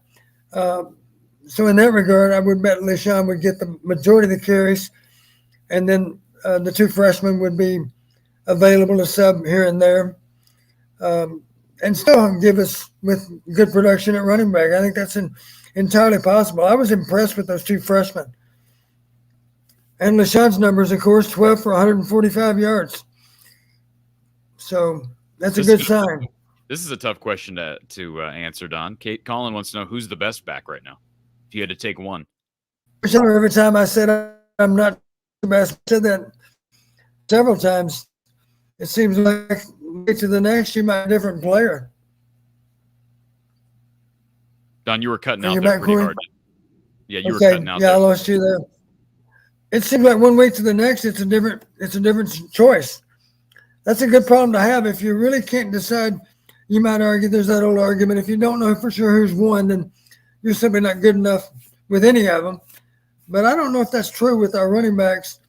You know, maybe this didn't come through, Corey, but assuming our two veterans are out, I say Judge is not exactly a veteran, but he has played meaningful minutes here and there. If we have to play with LaShawn and then the two freshmen, I would expect LaShawn will get the majority of the snaps. And those other guys would sub, but only in a limited role if LaShawn's carrying the mail well. Kyle says, on 3rd and goal, Iowa passed, incomplete, then ran it in on 4th and goal. Thank you for reminding me of that. Boy, people are correcting me left and right, Don, which is fine. But that is true. I mean, they were throwing on 3rd and goal. Yeah, it's not what we've typically done. No, it's not. But yeah. Welcome to the new world. Galen Van Otterloo, on the two interceptions, were they bad decisions or just too late with the throws? It was hard to tell on television. seemed to me that first interception, more than anything, was a great play by an underneath defender. I thought it was more of a bad decision, but you would know better than I would. Well, again, I haven't seen the TV replay. I've just simply seen the big board. And I just remember it was a really nice effort on his part. And he looked like a receiver extending for a ball. That's how good a catch it was. Obviously, Cade should have had the ball further away from that particular player because he was able to get there and control it.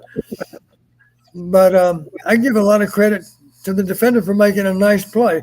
If one of our guys had made that play, we would have said, that's a great interception. That's what we would have said. And James brings up Jarrett Bowie. I believe it sounded like he was the first true freshman to even see time this year, Don. He's 84, and I noticed him in there, yeah. Pretty early, first half, like it was said, yeah. Yeah, good sign for that young man from Tampa, Florida, Jesuit High School down in Tampa. Yeah, I'm glad to see us put him in because, as you know, Corey, a freshman can play a little bit and still get the year back.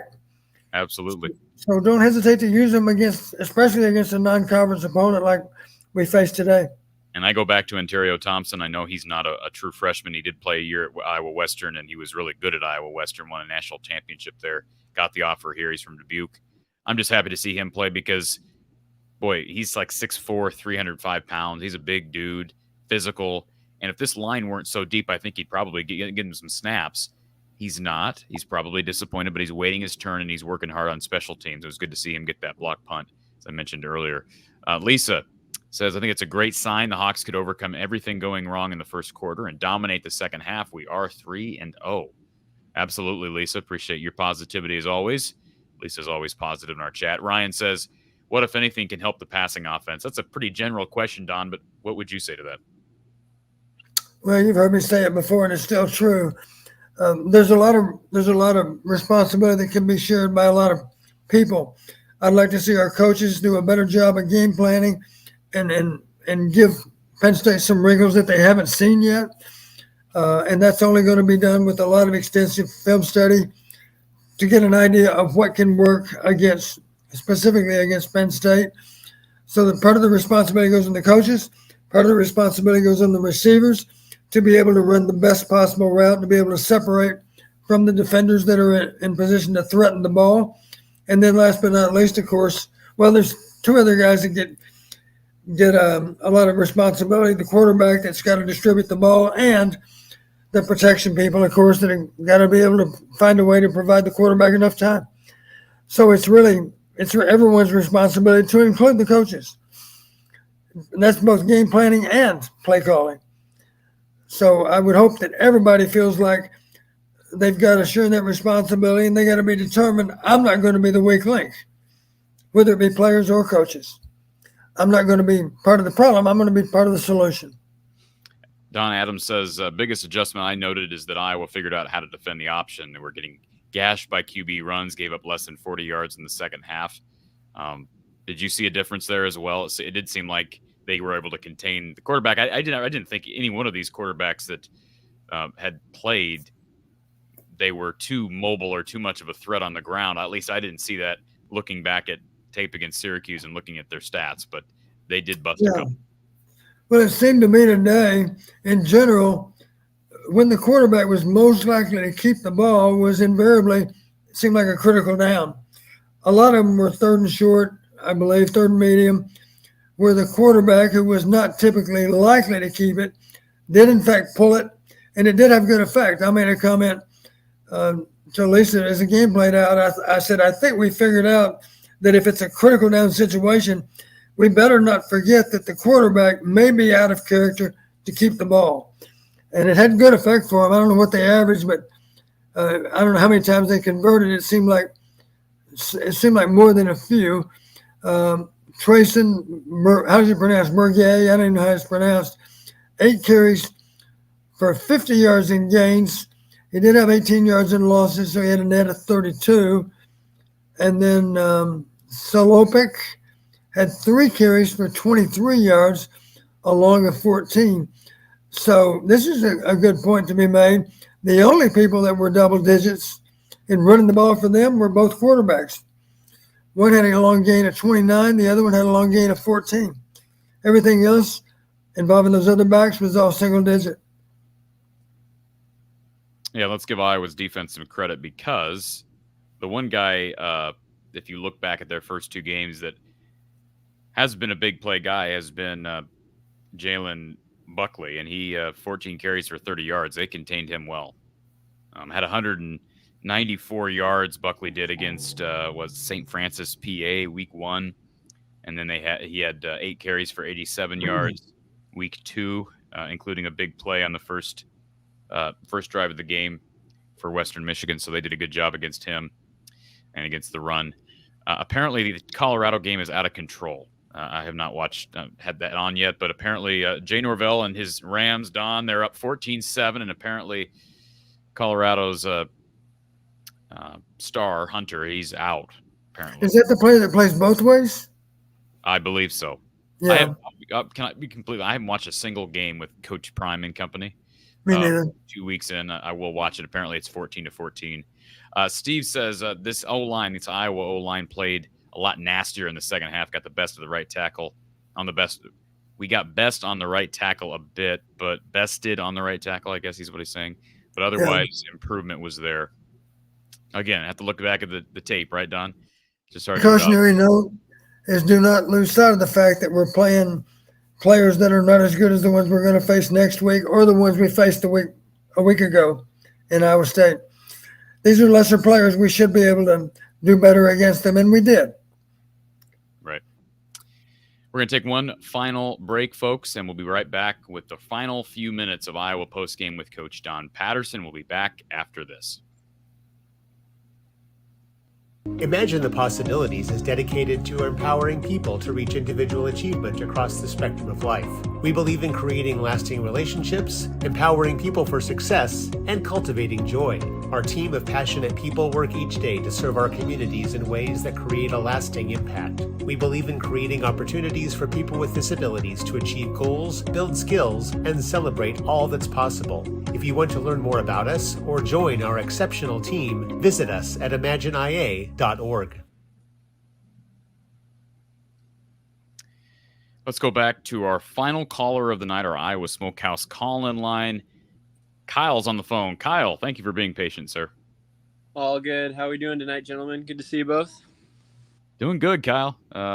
Celebrating the green numbers above your profile here. 28.3 and the arrows going up.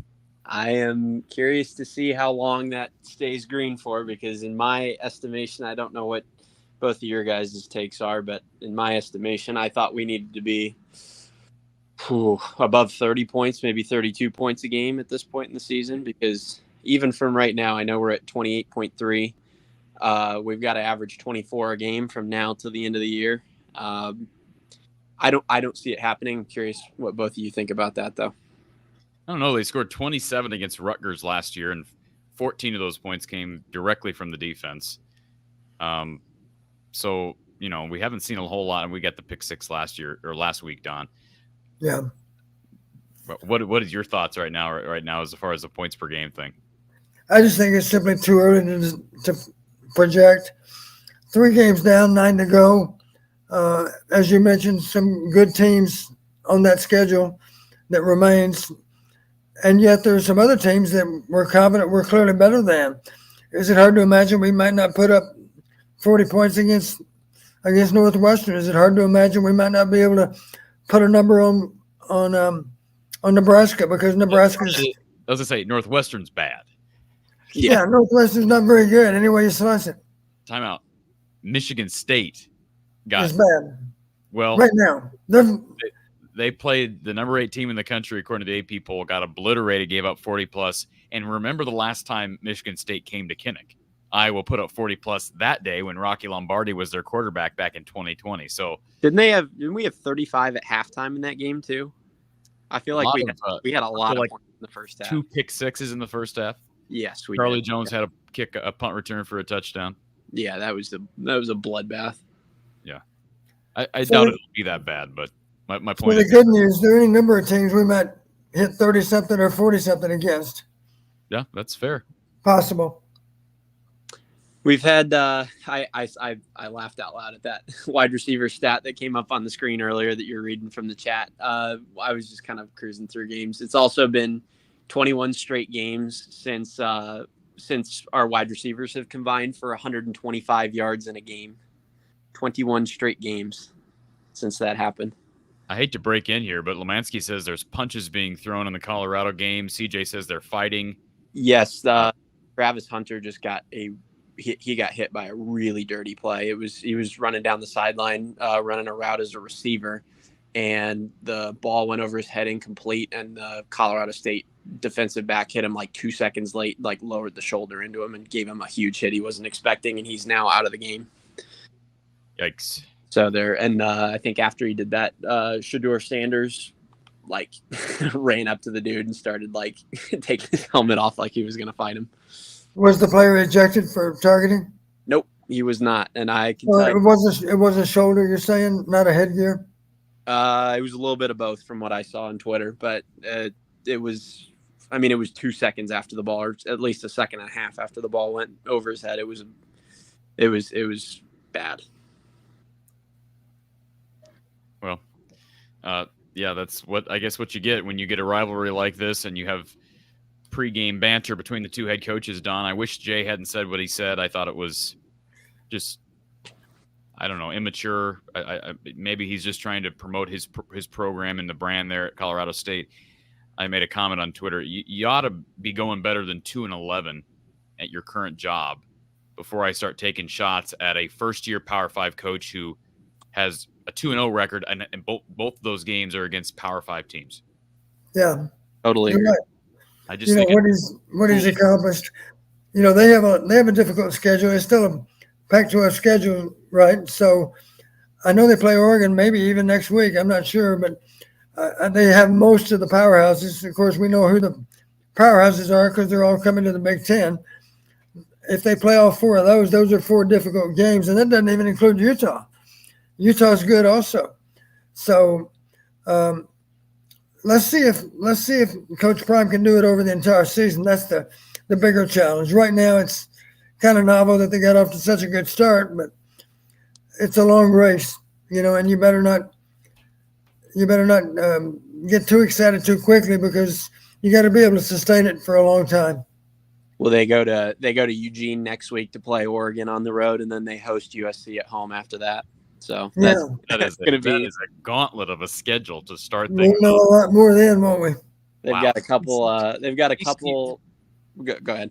I was going to say TCU, Nebraska, in-state rival Colorado State, Oregon, USC. I mean, there can't be much. I know that's some of that's Pac-12 stuff. Don, well, they play Arizona State after that, and then Stanford. So two not super great teams. But then they have UCLA, number 24 UCLA on the road. Then they host number 16 Oregon State. Then they play Arizona. Then they go at Wazoo and then at Utah to finish the season. That is brutal. That's 1, 2, 3, 4, 5, 6.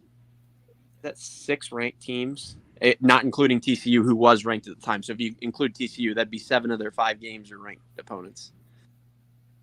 Yeah, that's for a Pac-12 schedule. That's impressive. I'll give them that. And I've never played there, but I do believe Pullman, Washington's not an easy place to go to either. I think I think Wisconsin fans would attest to that, Don. Yeah. What are your thoughts on? Because I know you've been coaching for a long time, Don. Your thoughts on, because I think a lot of people are, including myself, are a little bit too young to remember Deion Sanders, the player, what he brought in terms of intangibles and how that's transferred to his coaching. Like, what are your thoughts on his coaching style, kind of the culture change at Colorado and everything that's happened there? Well, I don't know him personally. I remember him as a player, of course, and now I've got a little knowledge of how he did at Jackson State. I think the one thing he's doing well, obviously, put yourself in the shoes of an 18-year-old. You probably have heard enough about him and maybe seen him play when you were a small child or whatnot, that you probably develop a real allegiance to him. You probably have a lot of faith in his judgment on how to play the game, how to function in game situations, and just to hear him, he wears the glasses and keeps the hat on and all that stuff. But I do really believe I do know this is impressive. Colorado, I believe since he's been there, has had their best GPA ever. That's impressive because I'm pretty sure he must address grade point also. I will admit, a lot of those guys, this is their first semester at Colorado. They weren't even there last spring. So we'll see how their GPA holds up this fall, I guess.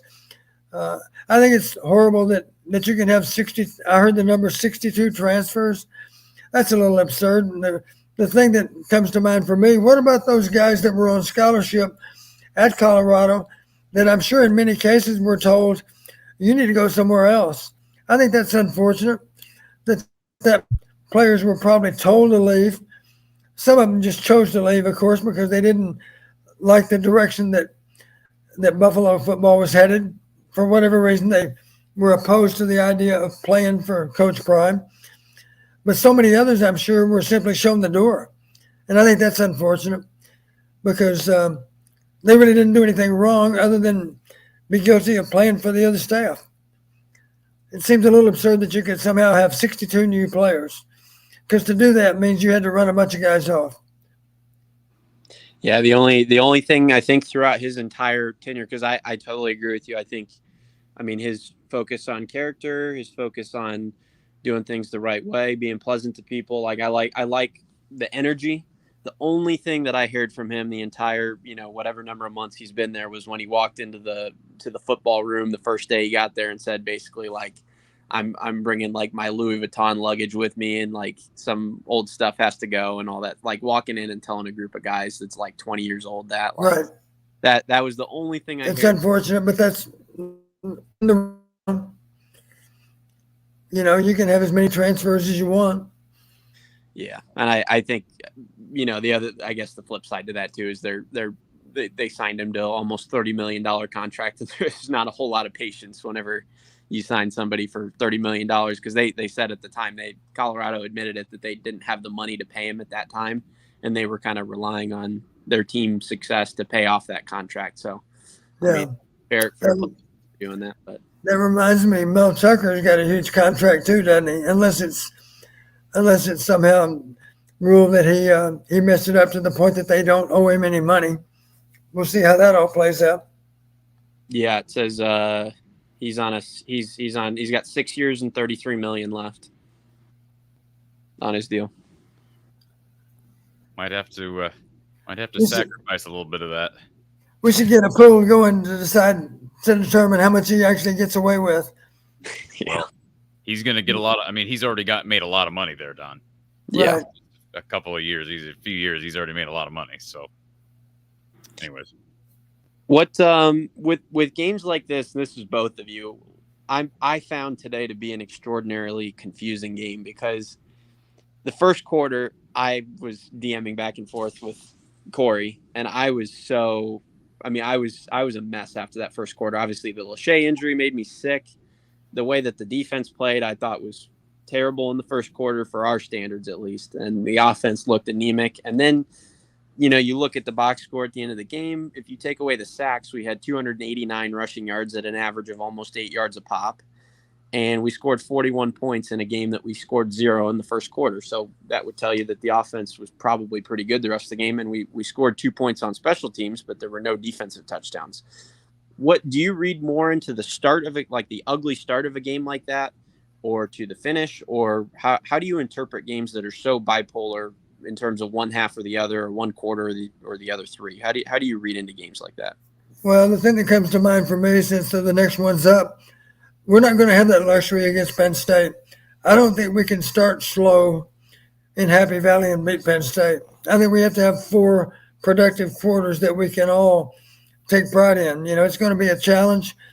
We're going to have to play a really good game for 60 minutes to beat them. Anything less than that's not going to be good enough. So I don't even want to think about a slow start, because one thing we have to do is discourage all those people that are dressed in white. Because that's a big advantage if we allow it to be a big advantage. So we got to find a way to shut them up. We got to. I've heard a lot of players say one of the biggest thrills in college football is going on the road and making a play to shut up a home crowd that's huge in numbers, whether it be Penn State or at Ohio State or Michigan, doesn't matter, any of them. It's a wonderful feeling to be able to shut them all up at the same time. The only way to do that is to make a great play. Hopefully we get those great plays in this next Saturday night. Your thoughts, Corey, too, on that, and also the start and the finish of the game, how different they were? Yeah, I agree with you. I mean, I agree with you, Kyle. I think it's just odd. It was an odd game, and you're right about the whole, only 2 points were scored on special teams. Now, we say only. We're just like, we brought up the Rutgers game last year where 14 of the 27 points were scored directly by the defense. How many short fields did Iowa have today? They had at least one, right? Cooper DeJean had a big return that took them to the plus 30? Yeah, plus 30, plus 35. Yeah, so, I mean, obviously the special teams and the defense helped as they always do, but there weren't it's not like they had a bunch of turnovers created in this game. A ton of short fields. And so, yeah, I mean, when the let's be honest, this is the one thing we saw today that we haven't seen in a long time was the ground game working. And when the ground game's working, it changes everything, right, Don? It just makes this style of offense so much easier to play. Yeah, absolutely. Talking about hidden yardage, Cooper DeJean, 5 punt returns for 77 yards. It's really good. Really good. 4. Yeah. So if they can get that, I've been a little bit underwhelmed by Cooper in the punt return game. I will say today changed my mind a bit because those numbers are really good. I'm glad that they got him out late because he took some, you take some hits back there too, Don, returning punts. Right. And I'm glad to see they got Caden Weegan in there. I'm not saying throw Weegan to the Wolves, but that's a kid who has got speed. By the way, can I just make a comment? This is completely off topic. I'm going to be a little critical of Brian Ferentz and play calling for a second. I'm sure I never have done that before, right? But would it be feasible, and maybe I'm simplifying this too much, Don, wouldn't it be feasible to maybe get your fastest, most athletic receiver, get him down the field at times, as opposed to just, it seems like we've grown content with running Caleb Brown on these reverses, and that's fine to some extent, but if he is everything we thought he was athletically, wouldn't it also be good to see if he could, I know they've ran him on some go routes, but make a concerted effort to get him the ball down the field? Well, the only comment that I made, the reverse was worth, I'm sorry, was it just a fly sweep? Or was it a reverse to Caleb?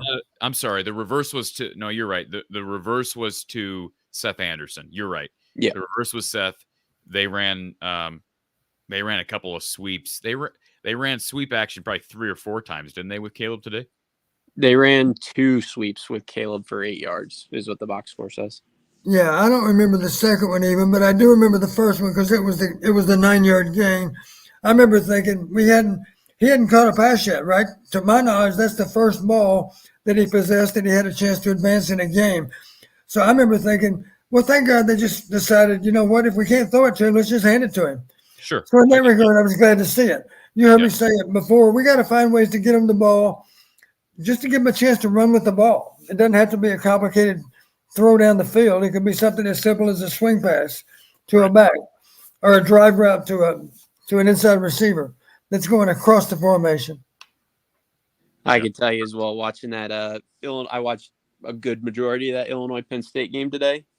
I do not want to see us trying 4 or 5 fly sweeps against or reverses against Penn State next week because that defense is fast. That defense is fast and that defense is athletic. And I don't know. I mean, getting the ball to the sideline, throwing the ball is one thing, but like trying to run it to the sideline against those guys and get the corner, I just don't see that happening. Fabulous. Fast defense, athletic defense, playing in a whiteout Beaver Stadium, top 5 team. Bring it on, Don. I'm ready. That's right. Terrified. Terrified. Kyle's terrified. I for the defense, I feel like Drew Aller's a young guy. You know, they could rough him up. There's a scenario in my head that Cooper DeJean and Xavier Wampa or Higgins make some plays. But I'm not looking forward to watching the offense play next week. I'm just looking forward. You know what I'm going to do? I'm going to I got a big frozen chicken that I'm going to defrost this week, Don. I don't know how long does it take to thaw out a frozen. Call Lisa down. How long does it take to thaw out a frozen chicken? Do you know, Don? I have no idea, and I don't plan to find out over my next 20 years either. I need to thaw out this chicken, shove an onion into the chicken, and let that thing bake in the afternoon. I'm going to enjoy the dinner. So that's what I'm looking forward to next Saturday night, Kyle. Is if we have another break, I'll ask Lisa during the break. Okay. I'm gonna have a nice whole chicken next week, Kyle, and enjoy a night game. I'm not gonna enjoy being up until I don't want to know how late I'm at. We'll probably have to let Dawn go to bed, but I'll probably be up late that night. Let's just hope we're talking about a monumental win in Happy Valley. That would be fun. Corey, you know I'm the same guy that's up late every night, so it won't bother me to have a post-game show. You're not flying out to Happy Valley? We haven't talked about this. No, I'll be happy to watch in the comfort of my home. Good for you. Me as well. It'll be a fun one. One last thing, and then I'll let you guys go for the night. I heard about the Cooper DeJean golf balls, Corey. Any idea about what brand those are? Because that perked my interest, but obviously I can't be playing anything out here. That's good. Yeah, that's a good question. Let me find out because, and I meant that when I said I'm waiting on those in the mail. If they're good, I'll order them. Yeah, let me just I can check here on their on the site. Let me actually. Well, actually, I'm glad you brought that up. Let me just go ahead and share my screen here. So this is a look at Cooper DeJean's website and the different items available there. Let me see. Where is we're going to kind of explore this together. I found obviously I found the balls. Yeah. We're right there. Callaway. Okay. Warbird. Callaway Warbird. That's pretty cool that he's gone that direction. I've seen several of the Iowa players out or at least I did over the summer at Finkbine playing golf, and he was one of them that came out a couple of times. So I'm interested as to why he's went that direction. I think it's really cool. Super cool logo too. So yeah, definitely check it out. cd3lacesup.com. Yeah, I'm gonna be out of action here, Coach Don, for about a week and a half here in October. I'm getting a little mid-semester break. My dad and I are going over to Northern Ireland for about 10 days. That's where he grew up and my mom grew up, and all our extended families over there. So we're going to be heading up to Portrush in Northern Ireland to play a course that he's. I was going to say your golf clubs are making that same trip, right? Oh, they are. I couldn't leave them behind. I never have. We go there. Well, when I was a kid, we used to go there every year to play, and the clubs are making the trip. But we're I can tell you, it's heaven on earth up there. Well, Kyle, appreciate you calling in. Appreciate the help you've given to the channel and the platform, and I hope you can continue to call in. Maybe you'll call in from what's your schedule in Northern Ireland coming up?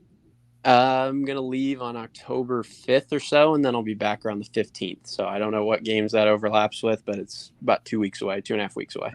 Yeah, you're gonna have a couple of games in there, so you're gonna have to call in. It's gonna be like 4 a.m. over in Ireland if it's a big game at Iowa. So I've got an online class that I have to call into, and it doesn't end until 10 p.m. or 9:30 p.m. So I'll have myself about a 4 a.m. morning for that one as well. So I don't know. Maybe I just adjust with the time change. Awesome. Well, good to talk to you, Kyle, and we'll talk to you soon. Thank you. All right. Appreciate both of you guys. Thank you, sir. Take care. All right. Appreciate everybody being here. We've hit our limit here, our 3-hour mark. T. Hink says, are you concerned about this team 3 games in after watching today? I mean, of course. We're always concerned, right? We're always concerned. Coaches and radio hosts are always concerned. I'm concerned from a standpoint of I don't know that the run game is going to be able to. I'm glad we saw what we saw today. I'd rather what we saw today, dominant run game and iffy pass protection, because we had seen 2 strong pass protection performances the first 2 weeks. So we'll see how that works out. Nathan says, any word on why the opposing coach for Western Michigan skipped the postgame interview? Was it related to the late TD? I have no idea. Louis says, did Iowa have a Penalty today, they had one. Right, Don? One penalty. I'm not sure. I can check as we talk. I'm on the box score right now. You're probably better at finding these things than I am, but let's see, penalties for the day. Where's penalties at, Don? Why am I not seeing? I'm closing in right now. Let's see. Sacks, PAT kicks, 2-point conversions. They had 8 for 64. We had 1 for 5. Where are you seeing that? It's up above. It's kind of an odd place to put it. It's under total offense yards. You got total offense plays, average per play, fumbles, penalties. Okay, that is not for it on the box score. Yeah, I don't know why they put it there, but they always have. Okay. Tacoon says, question for Coach, what should Iowa's game plan be? Let's save this, Don, because I have one more thing before we come back to this for our final question. G. Willie Kurz, Cade is obviously not able to roll out or scramble very effectively. Will this be the case all season, or is his quad injury expected to improve enough that he will be able to leave the pocket? He left the pocket a little bit today, Don, but I think we're just speculating, right, at this point? There's no idea that's going to heal up. Yeah, I don't know. I'm not optimistic that he'll be able to operate on what we call movement passes next weekend. Maybe not. I just was concerned that he took so many shots today. He had some hard hits today, and we clearly are not very comfortable with a lot of nakeds on his part.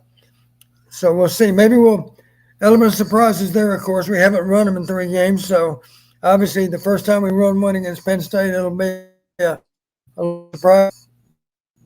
And then it might. Wanted to give everybody a quick update on scores, and we'll give everybody a final kind of box score breakdown of this game, and then we'll leave with our parting comments from Don on Penn State. So again, we're talking Iowa's 41-10 win over Western Michigan. Of course, our RTI Threads player of the game was none other than LaShawn Williams, who had a really, really strong start to this game. Had 12 carries, $145 on the ground, 2 receptions for 27 yards and a touchdown. He was shifty. He ran strong. And if they can get Jazz Patterson back next week, boy, that would really help the cause, have that kind of two-headed monster as we await the return of Caleb Johnson. Iowa was really good on the ground overall, 254 rush yards, 5.9 yards per carry, and consistency. I mean, you had a couple of big runs, but for the most part, this was a consistent day. It was not – the stat sheet was not swung by one major run like it was last week with the Jazz Patterson 59-yard burst. Don, was the what looked to me like a counter play, was that the same play we saw for Jazz last week, the one that broke today for LaShawn? I think. I know we ran our counter and had pretty good success doing it. You know, when you see 2 linemen pull, or maybe a guard pulling, and the tight end as the cleanup guy. You know, we ran several of those today, and I think they did have good results. We had good running lanes on our counter in general.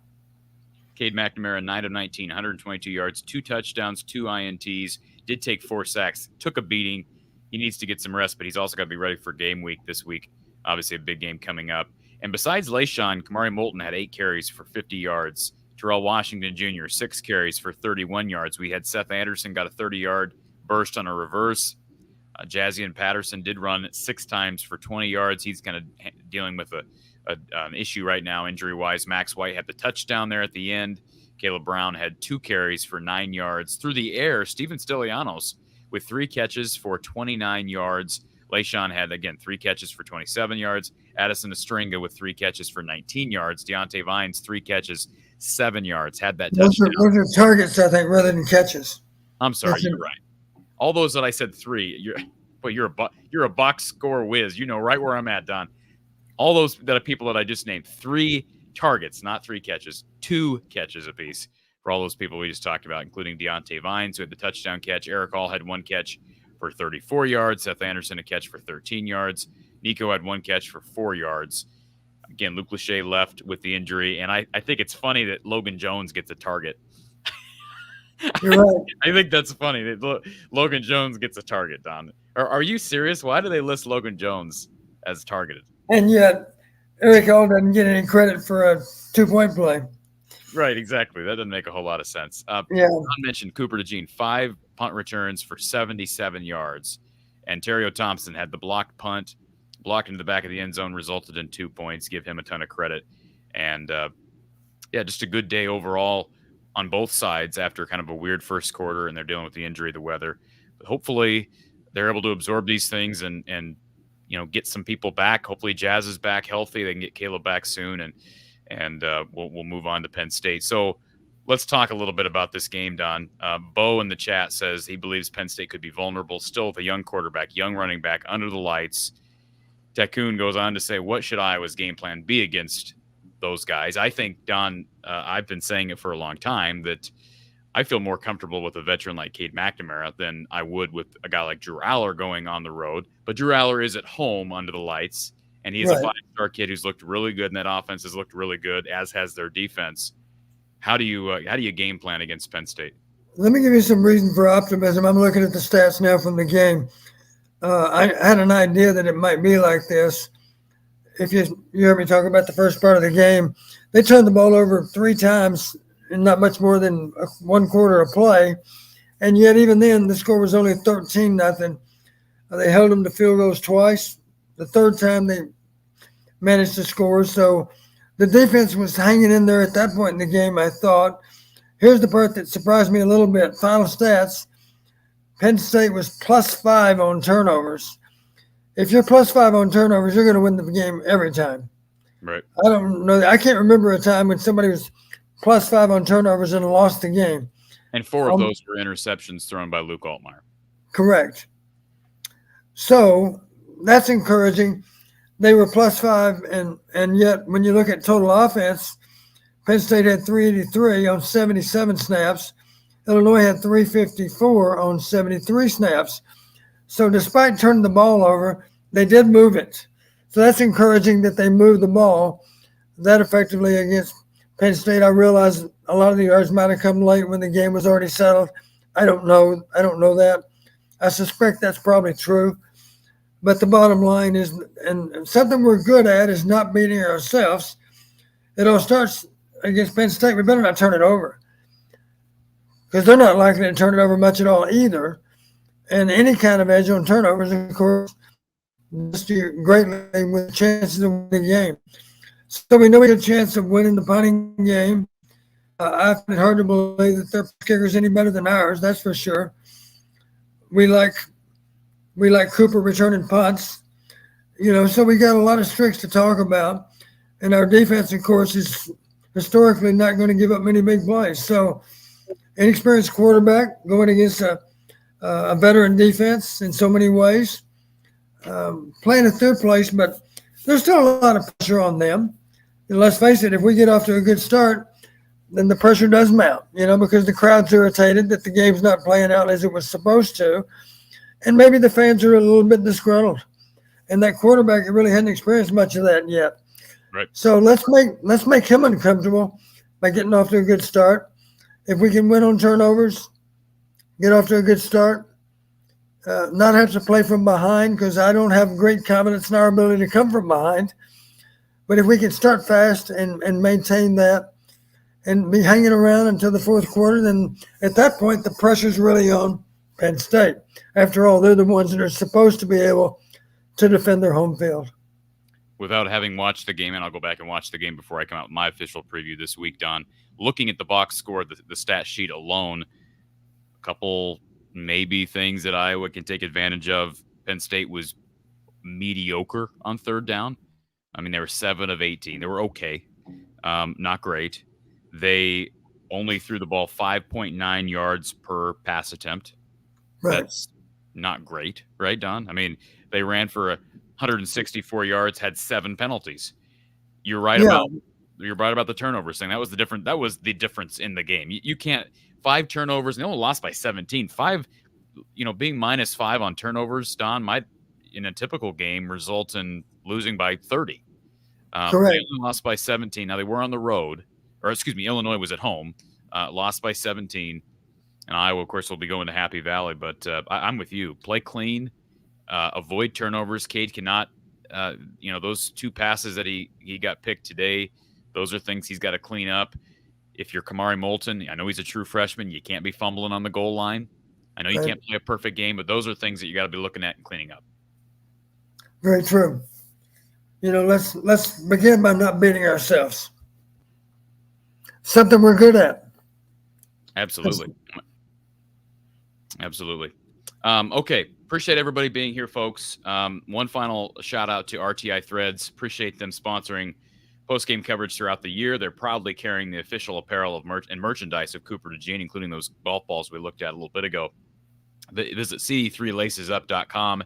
They're also carrying, they're also carrying merchandise for Zach Lutmer, Carson Shire, Aiden Hall, as their NIL roster continues to grow. And I know they're expanding to some other sports here in the coming months. Visit rtithreads.com or, again, cd3lacesup.com to check out their awesome products. They'll be with us throughout the season. We appreciate RTI Threads over in Western Iowa. Don, we appreciate you being here for the last couple of hours. Glad to be recapping an Iowa victory and a 3-0 start. We'll talk to you next week late, hopefully talking about a monumental win in Happy Valley. It will be a CBS game. It'll be fun. Absolutely. I look forward to it. All right, folks, for Coach Don Patterson, I'm Corey Braddock from the Hawkeye of the Storm. Have a great night. I will talk to you tomorrow.